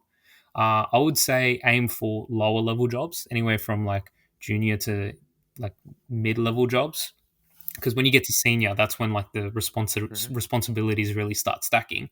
And if something goes wrong, you're getting like 10 phone calls at like, you know, 9 p.m. on a Friday night. You know what I mean? Like you just basically never give your employers your phone number, by the way. But in general, like just work a job which just hits like no responsibility, very little like correlation of like work and outcome. You basically just have to work backwards and cancel the jobs Hmm. that you don't want. But that's my advice there. It realistically, I haven't found more than one job like this, so I'm not the most credible source. I think when I have that second one, I'll definitely have a much clearer picture of how you can build out your life. Hmm. So, where did this disdain for the working man or the disdain for big corporations come from? Because you mentioned the word before. I knew I wanted to put a mental note in the word, but you said like rebellion, and I feel like your Twitter account is sort of like a rebellion against the system, and that's why I thought it was cool and unique because it's not just average generic, you know, tips to get a job or whatever. It's more like a movement and a cult and a rebellion against the system. And I wanted to know kind of where did that come from, and maybe who are some of your biggest inspirations? Like if someone's listening to this interview, they've made it over an hour in, and they want to dig more into this topic. Like who else Yeah, should they take absolutely. a look at? So I remember for a long time I was following an account called he was called Faceberg at the time, and he's rebranded now to Neat World Order, and he's got like 30K followers. He posts some bangers. He's a really good guy, good friend of mine. Um, he's not active as much as he used to, but he's definitely like an OG when it comes to this space. But in general, like who the hell likes working? Like let's be honest here. Like I feel like it's hard not to be so fired up and energetic about this and to build my entire like brand around this. It's because once again, I put myself in debt. I got a degree, and fair enough, I'm Australian. Like I don't have like these payments looming over my head, but realistically, like I'm still buried to a certain degree in student debt that I'll have to pay off someday. So I felt like I was somewhat lied to and betrayed by society, by my parents who thought that was the way to do it. And I don't hold any resentment for them. You know what I mean? If I didn't get a degree, I would be in a completely different position to where I am now. Who's to say that's for better or for worse? But in general, like you don't need a degree. The 9 to 5 corporate, working for a bank, working for a big company is just complete bullshit. It's only when you get there and when you see what it's like on the inside that you're like, I do not want to do this for the rest of my life. Like this is not like everyone on the outside is like, Hmm. congratulations, you work at this, you've got a degree, like everyone's happy with you, but it's not the way to live life. So I want to save people from going down that path more than anything. That's ultimately what it boils down to because I've lost time. I've like spent money like going back and forth to a job that I hate, making like basically nothing after tax and like after you factor in expenses. Um, Pretty much just like I want to stop other people from going down that road. So that's exactly what I'm going to spend my account doing, and I'm going to talk about the benefits because once again, the end goal in life is retirement. It's to sit around and be in NEET. It's to like go to the beach and have lunch and do whatever you want, like at home. So like, why not do that today? Like, why do you have to sacrifice all of your adult life in order to working for someone else who could fire you in an instant? And if you bury yourself in debt, like they basically have you by the balls and they can do whatever they want and demand anything unreasonable. So that's why I tend to pick on Hmm. some of the wages because the wages kind of in the same way that a slave like enjoys like the punishment that's being inflicted on them, the wages end up falling victim to that trap. So I would just straight up say like if you're not like following me or if you don't think that the way out is being a NEET and doing less work instead of more, and you know, it comes down to the ultimate saying like work smarter, not harder. Like I feel like I found the ultimate way to work smart. Like no one wants to hit their head against the wall for 10 hours, even if it pays them more money, right? Like you'd rather just enjoy your life, do what you want to do, and yeah, do like 15 to 20 minutes of work and have free time. Like no amount of money can buy time back. I think that's the ultimate reason I started this account. It's like reclaim your life, do what you want to do starting today. Life doesn't happen on the weekends. It's Monday to Friday. You know, like all those working hours, it's just as much time as like the spare time that you have on the weekend. So just claim as much time back as you can, and you Hmm. know, thank me later. No, I 100% I'm on board with it, man. I totally get it. I mean, spent many years, living in Latin America and doing cool stuff every day of the week. Waterfalls, hikes, cool stuff every day, Monday to Friday included. So definitely not waiting for the weekend over here, and that's what I love about Yeah, remote work, for sure. You know, do something cool during the day. If you really have a little bit more work, get it done. Maybe after dinner when things are kind of quiet and the sun's not shining. So just moving around your yeah, schedule hundred and percent. and doing cool stuff. That's actually So I totally get that's the that, best way to do and I work more think than that's anything. What I've started doing is just finishing all my work at like 5 p.m. You know what I mean? I'll just pump out the 15 minutes and then I've got the full day to do anything. And right now it's winter here in Australia. The weather kind of sucks, but like when it comes to summer, like I'm going to the beach, I'm doing stuff. I'll have my phone on me in case I do get like a message or a random email. But realistically, you shouldn't let your job interfere with your life. And some people literally build their entire life around their job. It's like I have to live in X city. Or if I live here, then I'm only 15 minutes from work and I can go into the office and I don't lose an hour a day. Like, cool, you're putting yourself in debt. You're paying this like massive rent in order to live in like a shoebox apartment so you can like get to work and live close to the city when you can realistically live anywhere you want at like a much cheaper cost and have full time, like full ownership of your time, right? So for me, it's a no brainer. Like you need to be having like a NEET mindset where you're looking to do as little work, like if like improve your efficiency, do as little work as possible, and get paid. If that means doing your job like incredibly fast, go for it. If it means like doing your job less, also go for it. Once again, it's your life. I think a lot of Mhm. people work too hard in their lives, and they look back and think, I didn't get to do this. I didn't get to do that. I wanted to go here and I was too afraid to do that. So yeah, basically just live the NEET lifestyle and you'll be much happier and much more free. the NEET lifestyle. Have you been able to convince any of your in-person buddies, like your childhood friends, to go down this path? Because I'm sure you got buddies that are making big money in the trades, building houses, doing mining or Mm. whatever the hell, right? And have you tried to like convince them, be like, dude, it's not worth it. You gotta be NEET lifestyling. We're gonna go to Bali. We're gonna No, tear it so up. basically none of it's funny. I often don't bring up the fact that I have like a kind of job that I've like pretty much don't do any work for because I often get resentment. What I've often found is a few of my friends are like really things are like tough here in Australia. Like houses are really expensive, cost of living is going up. Like our wages haven't really grown. It's pretty much like all Western countries, right? Like it's pretty tough. So I have, Yep. and I wrote a tweet about this. I have a friend who's basically like putting in 60-hour work weeks, absolutely killing his body and his mind just to make like, fair enough, he like earns probably double. triple what I do a month, but he's absolutely like murdering himself in order to make enough money that he can invest it and like never have to work a job like that again. So a lot of people get caught up in that really kind of toxic mindset. It's like, oh, well, if I just work this a little bit harder for the next 6 months, then I can shave off like 1 or 2 years of retirement. You know what I mean? Or I can invest this money and then by the time I'm 30, I'll have X million dollars and then I can invest that. But you never, once you get to that stage, you want to keep working because you've kind of conditioned yourself to put yourself in so much pain in order to earn money, right? So realistically, I think if you Hmm. fall into the trap of overworking, you can basically never get out of it. Like you're just constantly conditioned to abusing your body and just like basically building your life around work. Like my friend basically has 2 hours of free time a day in between like his shift that he works overnight from like 6:30 p.m. to like 6:30 a.m. And he's convinced himself that he's happy and that Hmm. he likes what he does. But I know deep down it's like eating away at him.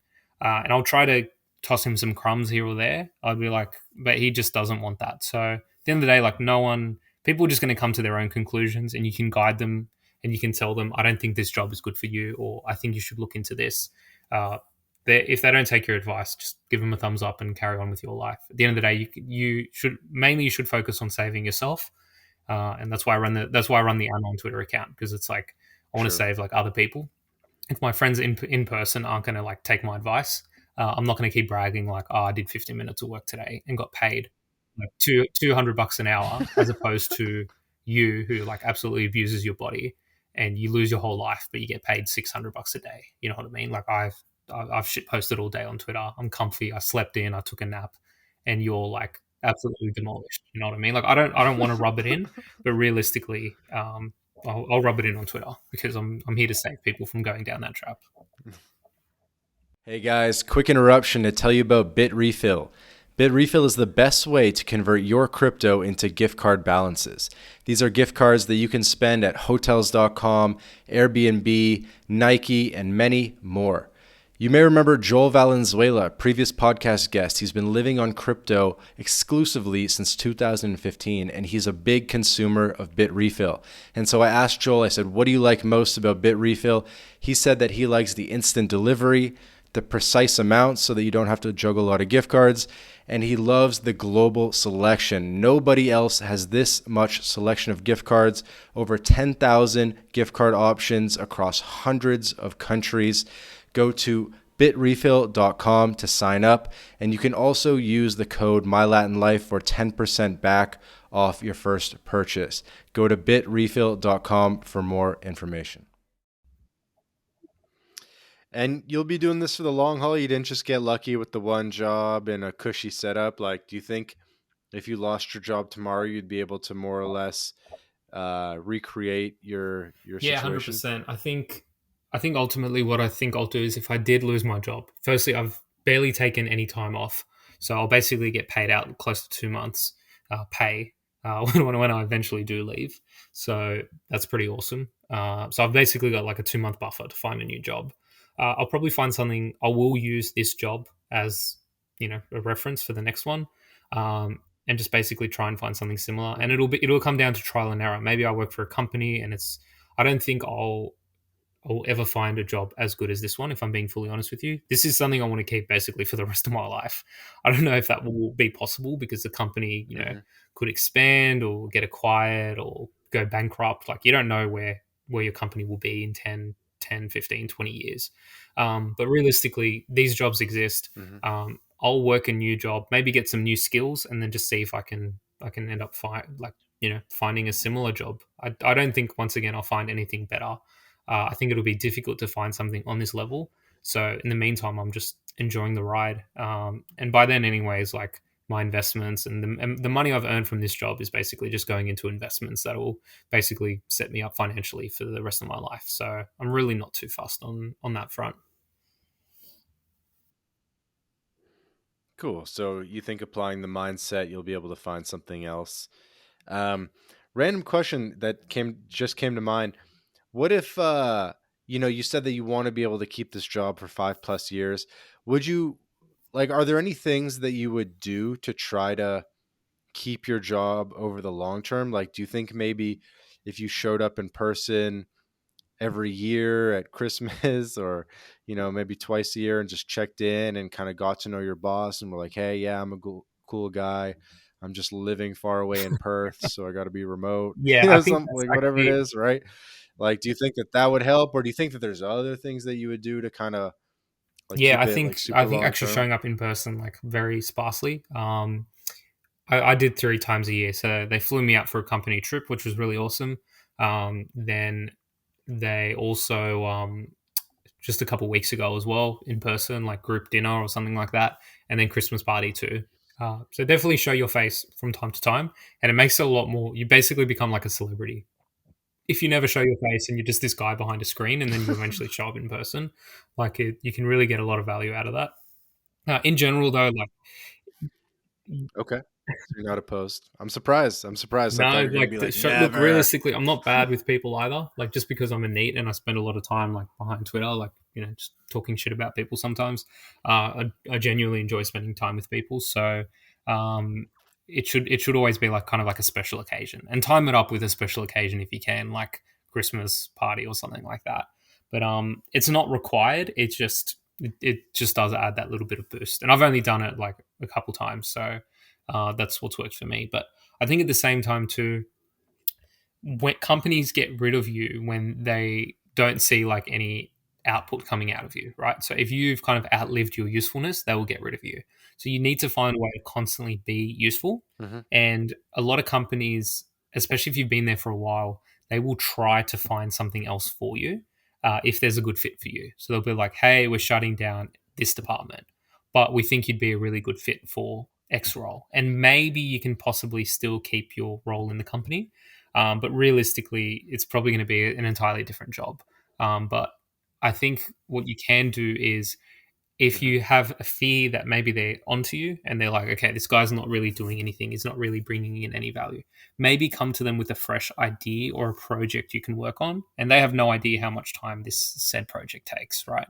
You can be like, oh, this is a massive project. And then you put like an hour in a day, you know what I mean? But you need to come up with something fresh because companies do want you to be an expert in your field, right? So if you come to them with some big idea and you're like, hey, okay, I'm going to stop doing this, but I'm going to start working on this project. That's basically what I'm doing at this point in time. Like I've been there for a year, I've achieved like decent results, but I am going to try and mix it up a little bit.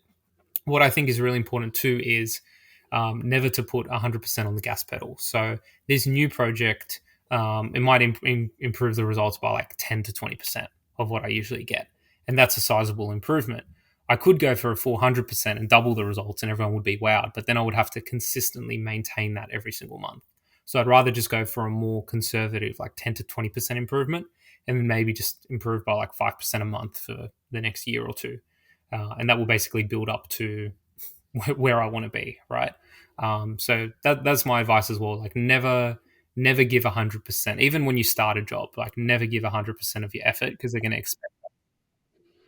You don't think maybe that first No, month or two to, no, I definitely build good disagree. I think rapport? if you go in, it's basically like a sprint. Like consider a marathon. Say you're going to work the job for 2 years. Like you don't want to sprint the first 100 to 200 meters because then they're going to be like, when you slow down, everyone's going to notice and be like, what the hell happened to that guy? Like definitely take it easy.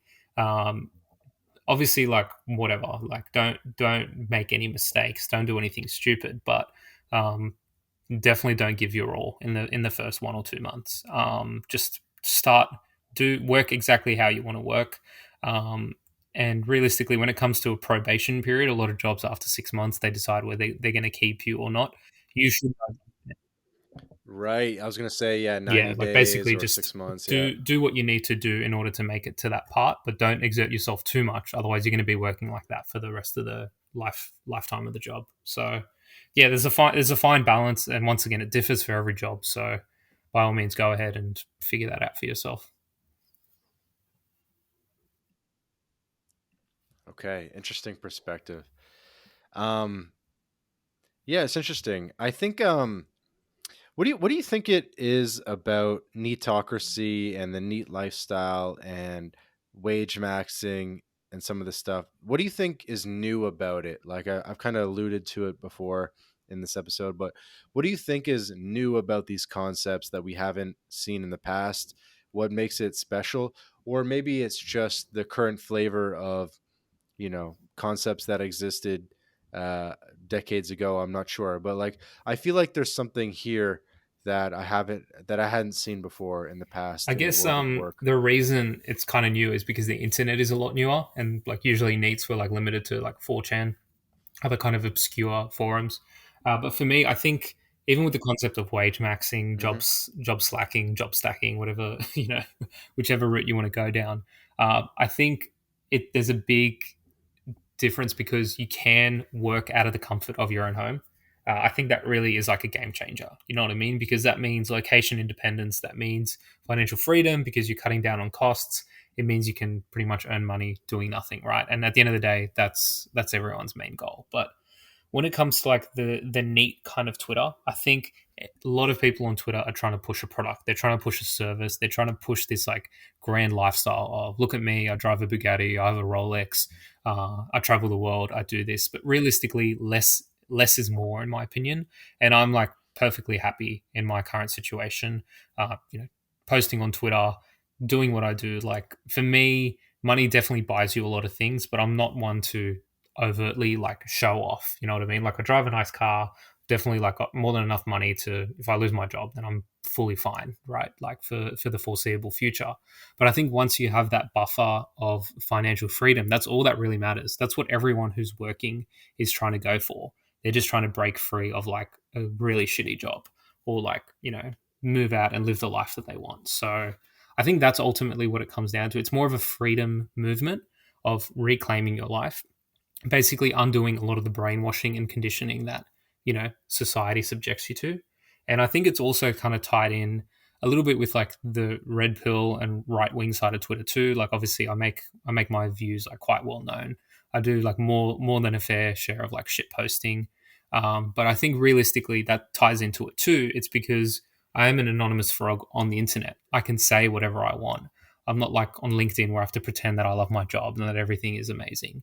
I think a lot of people are waking up to that, and I'm sure people who don't even follow me like still keep tabs on my account because they just find what I have to say interesting, and they're like, you know what, this is not the way to live life. Like I don't enjoy my job. I'm tired of pretending that I do and that I have to maintain this public persona where everything is great when realistically I'm dying inside, right? So I basically created this account and the whole NEET movement, and I've got followers who have added NEET into their names and have basically kind of started going down the same road that I did. But the whole concept is like stop caring, reclaim like ownership of your life. Your job doesn't matter, your own happiness and well-being does, and just say and do what you want. You know what I mean? And realistically, that's all I really want to inspire with my followers. Like, just stop taking bullshit from people. Don't accept anything less than what you believe you're worth, and yeah, just live your life exactly how you want to live it. That's why I think the NEET movement has kind of taken off.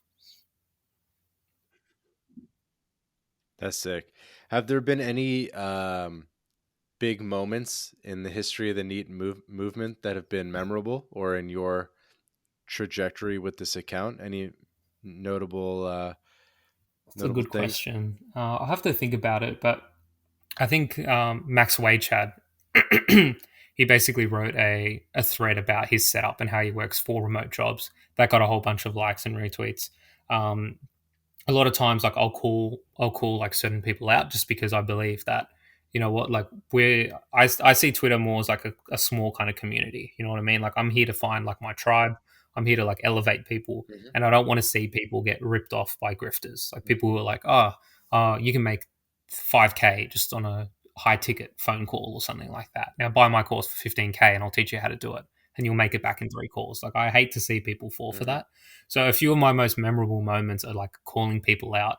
Like I called out a guy just yesterday, and it's gotten a whole bunch of tweets. I didn't even plan to do this. Who basically built up a meme account, which is fully fine. Like by all means, like promo whatever you want, but like has started shilling like OnlyFans content. I'm really against that stuff.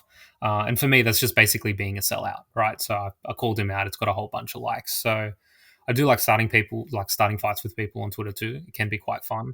And With yeah, the bow tied guys, you went for the whole bow tied community, which is kind of like one of the biggest communities in Yeah. this corner of Twitter. But and we've had a couple of the guys on. I would love to hear Oh, what look, the the beef is, beef, though. and look, I've even called out Tate. I had to delete my tweet because it got reported, but um, yeah, they're both like massive, massive like cult like communities. Like for me, I've always been a firm believer of create your own identity. I think the reason why I don't like the bow tie is their account, the original Wall Street Playboys were really awesome guys. They wrote really cool ebooks. Their blog was amazing. They had awesome content. And then they rebranded or basically sold the account to new guys called Wall Street, to Bow Tied Bulls, who like obviously rebranded. And then they started this whole thing, banks are zeros, probably nothing. Like they have all these annoying maxims. They've got like the laser eyes in their like PFP because they're Bitcoin, they love their Bitcoin or whatever. Like for Uh-huh. me, I go against a lot of the advice that they give because they're literally telling you to, you know, work really hard in like a particular industry, maybe investment banking or software or cybersecurity, whatever. And I just don't like the cult like following mentality of it, where they're all animals and they all say the same thing over and over again. I don't want to. I'm sure that some of the guys you've invited on have probably been fine, but some of them are just straight up grifters who are like lying about how much money they make and trying to like peddle like low quality like PDFs and at an overpriced margin. Um, and their Substacks just in general, like the quality of them aren't good. Not to mention that like Bowtied Bull is like basically given some really bad financial advice in some of his Substack newsletter, like told people to buy like meme coins and then basically just dumped on them or the coins have dumped. So it's important to like align yourself with people who have the same values as you. And for me, Bowtied Bull is just not the Twitter account to follow or to get advice from. There are much better add-ons you can follow and get advice from. So that's my take on the Bowtied. A few guys have like changed their handles from Bowtied to something new, which is kind of refreshing to see. But realistically, Hmm. I just don't like the idea of like bow tied accounts in general. They just generally rub me the wrong way. And I think if you go through their followers, it's like not the or what they tweet. It's just not the value and not the advice you want to be taking from those people. But that's my take on it. I'm sure everyone. Like, I actually do know a few bow tied guys who are okay, and I've just straight up said to them like, change your handle. You know what I mean? Like, claim your own identity because it is very much like a virus that is spread for the wrong reason too. Because yeah, there's some good guys in there, but realistically, I think you should build your brand around not someone else's. Like what does bow tied even mean, you know what I mean, as opposed to what does a neat mean, like a neat has a meaning, neat has like Hmm. personality behind it. You're the guy on Twitter who sits around and shit posts all day, but you also know a lot because you're so esoteric from all the free time that you have, whereas bow tied is just like kind of feels like something forced that they've tried to put together. And for me, it's just not the community that I want to be part of, or so I'll call them out where I can on their bullshit. So is I guess he's not bow tied, but is Wi-Fi, was it Wi-Fi Money Plant Yeah, that he's I just saw a you straight up beef with, grifter. or and and you were like, you were joking about like, oh, this guy's Indian and like I comment. have proof. I'm not obviously not don't believe in doxing people, but I basically have proof that that guy is like a massive grifter, has faked his business credentials, and it was kind of funny when him because he used to be Wi-Fi Money Chad or Bowtied Plant or something like that. He's changed his name a whole bunch of times, but he got called out by Tristan Tate by saying that he has like yeah, like an addiction Yeah, I to like saw that. prostitutes or something and has faked all of his business credentials. Um, yeah, Oh so shit, I like, didn't see anything and about the that. I no wait, I didn't see Tristan. I saw Andrew. He said something about Andrew, and then Andrew actually responded and was like, "Who are there you you?" go. Like Something like that. I think it Maybe was maybe Tristan. my I got the memory's wrong. screenshot somewhere, but when I called him out, because then what happened was he tweeted about something, and he's like, "Oh, who like you guys care too much about online beefs?" And I'm like, "Well, you still haven't responded to this tweet." And then like 4 or 5 times in that day, he tried to respond to that tweet, but ended up deleting it. And I'm like, "Dude, like what is going on right now?" And then I dug a little deeper, and I'm like, "All right, even the term Wi-Fi money is cringe." Like I firmly believe that you know even the remote work that I do, I get it done in 15 minutes because it's at a desktop computer that's plugged into the wall, like Ethernet money. Like everyone who made like the guy who made Bitcoin, the guy who's built like Shopify, Windows, like all these companies and businesses were built using wired internet. Like, you have to sit there and put work in. Shit, is that the secret? I shouldn't be using Wi-Fi. I need to get I like actually a reckon that is Ethernet a big, cable. because realistically, yeah, whatever. Wi-Fi has obviously improved a lot over the past 10 years, but in general, I just don't see a lot of the grifters who work by pool sides and stuff. I've worked out of the pool, and I do not do real work. I'll tell you that right now. So if you want to build like a real empire, it requires like a lot of time and dedicated focus behind like a computer, which is immovable. That is like a firm belief that I have. Like this, if I actually sat behind my computer 8 hours a day and tried to build out Neetocracy, I would have been at like 10k followers within a month or two. But instead, I've just been like tweeting on my phone, tweeting on the go, and that's why I drip feed like a couple hundred followers like over a month, and that just basically adds up to 10k over the course of 2 years. So that's my take on that. But when I called that like bow tie plant or whatever the hell his name is, well, Wi-Fi money plant, he just instantly blocked me, and he's just basically destroyed his whole reputation. But it comes down to that as well. If you are making money, if you're like a 24-year-old millionaire making like 100k a month, why are you sitting around like posting platitudes on Twitter? Like, why are you selling a $10 like Gumroad course? You know what I mean? Like, why does it have like 5 ratings, which means that like what 10, 15 people have downloaded it? Like, is it even worth the time and effort? So for me, that just basically sealed the deal, and I'm like, yep, this guy's getting blocked. I won't block Bowtie Bull. I'll wait for him to block me first. I won't block like Andrew Tate or Tristan Tate, even though I don't like. They're basically. I actually believe they're doing more harm than good at this point in time.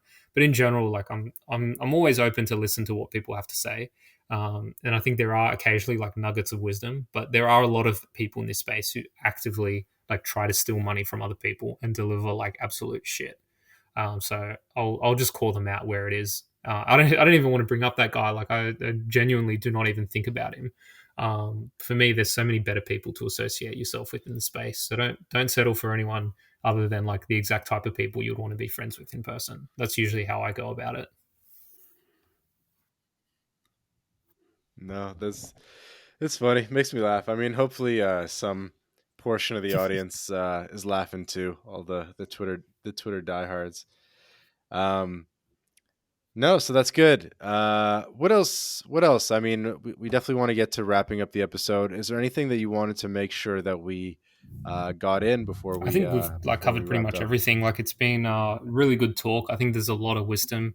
If I could just plug a few things, once again, I'm very strict on not making any money from my Twitter account. I do want to create something in the future, and that might need a paywall, just in order to like keep the wages out. Like if I wrote a course how to basically work 15 minutes a day and earn a full time salary, like I wouldn't want that open to everyone. Like I would Mhm. create some kind of system where it can like create a paywall or just make sure that that information just isn't open for everyone, because you don't want your employer like coming across something like that. Yep. But in the meantime, until I get to that Okay. point and whatever the hell that looks like in the future, I've got a Substack where I've written a few articles. Like if you haven't read those articles, basically talks through my 9 to 5 journey, how to like gravitate towards a job that is more NEET friendly and lets you work from home. Um, I actually worked under a billionaire at one point, so I actually like share my work experience with that job, which didn't last too long, but it was good nonetheless. I've also just follow the Twitter. There's a lot of gems here and there, a lot of shit posts, but obviously a lot of gems. And I've recently started like a Telegram group called NEET Club, where I'm just going to post some long form content.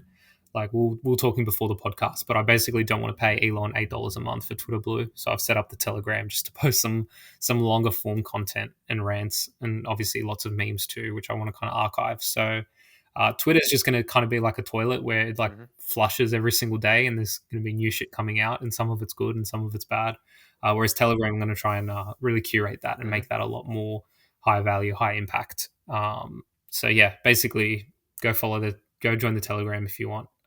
Sure, we can slap a link in here somewhere, but at the end of the day, just my main advice is just stop caring. Follow the stop caring bot as well. I'm really shilling a lot of things right now, but I just generally find all of these things really useful, and my followers do too. So yeah, basically just get all of that, get all of that done, and you'll be sweet. Random question: do you think that the not caring philosophy is sort of a phase where you can do it maybe in your 20s or early 30s type of thing, but kind of tough to not care when you have, a couple kids and you got to put food on the table and provide for other people, that kind of thing. Do you think you'll be able to continue a more carefree lifestyle indefinitely, or at very least maybe like cherry pick certain philosophies to carry on, but maybe start taking other aspects of things more seriously That's a really later good on in life? question. I think honestly, when it comes to the stop caring mentality, I think that's more uh like, for example, say your like neighbor moves in and he has like a Porsche or something like that, and you're like, oh, I really wish I had a Porsche. Why don't I have a Porsche? Like, stop caring about like other people's like perspectives of you. At the end of the day, if you're happy, and you and your family are like provided for, then honestly, that's all that matters. So obviously, I guess the guy who's doing like heroin on the side of the street, like he doesn't care about anything.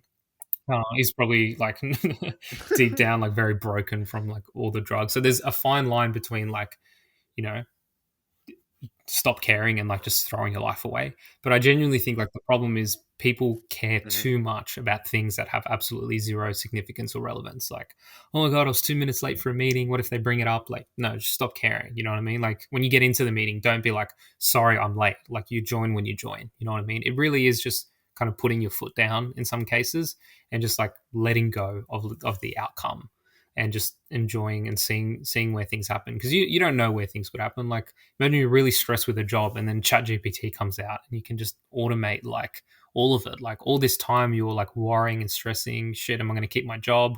What's going to happen? And then out of nowhere, a tool just, graced humanity. And now you can just do all of this stuff. So I think just, yeah, like obviously different parts of your life that are going to be stressful. That's fully fine and understandable. But I think you'll benefit more from not caring and from reducing the amount you care than from like over worrying and over stressing. Like literally just, do what needs to be done. Like if you want to work a job, work it. If you're going through like tough times at work, like either keep going if you can stomach it or just pull out, and honestly you'll be fine in the long run. So at the end of the day, I'm a very firm believer that everything always works out in the end, right? Like if you're going through a rough patch, if you've lost money in crypto, if you've lost your job, Mhm. um, just don't care. Like, just apply for jobs, do what you can, and just leave the rest to fate, and everything will sort itself out. Okay. Like, I've got the belief that I will make it, like, regardless of what happens in the markets, in the job markets, like, really anywhere. So, just enjoy life. You know what I mean? Like, life's too short to like worry over trivial things that don't matter. I like it. Words from the wise, Mr. Neetocracy himself. Do you want to shout out, I guess, the Telegram group or anywhere else you Yeah, want to sure direct thing. the So, audience one more time? the Twitter handle for the Stop Caring bot is at Stop Caring Pepe. Very easy. I also run or help run a anonymous kind of like confessions page. Yeah, Corp Core Profession. professions. Yeah, so that's really I saw awesome. It's this. just basically Yep. anonymous. If you want to rant about how shit your job is, or if you make money sitting around doing nothing, like a few of the people have, just give that a follow on Twitter. That's at Core Professions, and you can anonymously like submit a confession. Like for me, that's one of the benefits of being a NEET. You can just build shit and see if it takes off, and both of those things have done okay. And then I've got the Telegram, so that's slash NEET Club. So if you actually search that in Telegram, it'll come up, and I'm just going to basically post some stuff that I do there. Maybe some crypto advice if anyone's interested, but in general, like it's just going to be some neat posting that I do in between Twitter and Telegram. So yeah, just stick around, and if you follow me on Twitter, like you'll just see a whole bunch of stuff coming out. So yeah. Sweet. Well, Mr. Neetocracy, thank you for joining us. It was a pleasure to share the airways today with an anonymous Blue Frog Twitter account. A meeting of the worlds, the My Latin Life and the NEET lifestyle. You can find him, guys, by the way. I don't know why I add Mr. There's no Mr., but it's just at Neetocracy. So you guys can find him on Twitter and all the other platforms. Mr. Neetocracy, thank you for joining us. This was definitely a fun episode and a window into the world of the NEET lifestyle. And it was Anytime. Thank you so very much for having me. This has been another episode of the My Latin Life podcast. Thanks everyone for joining.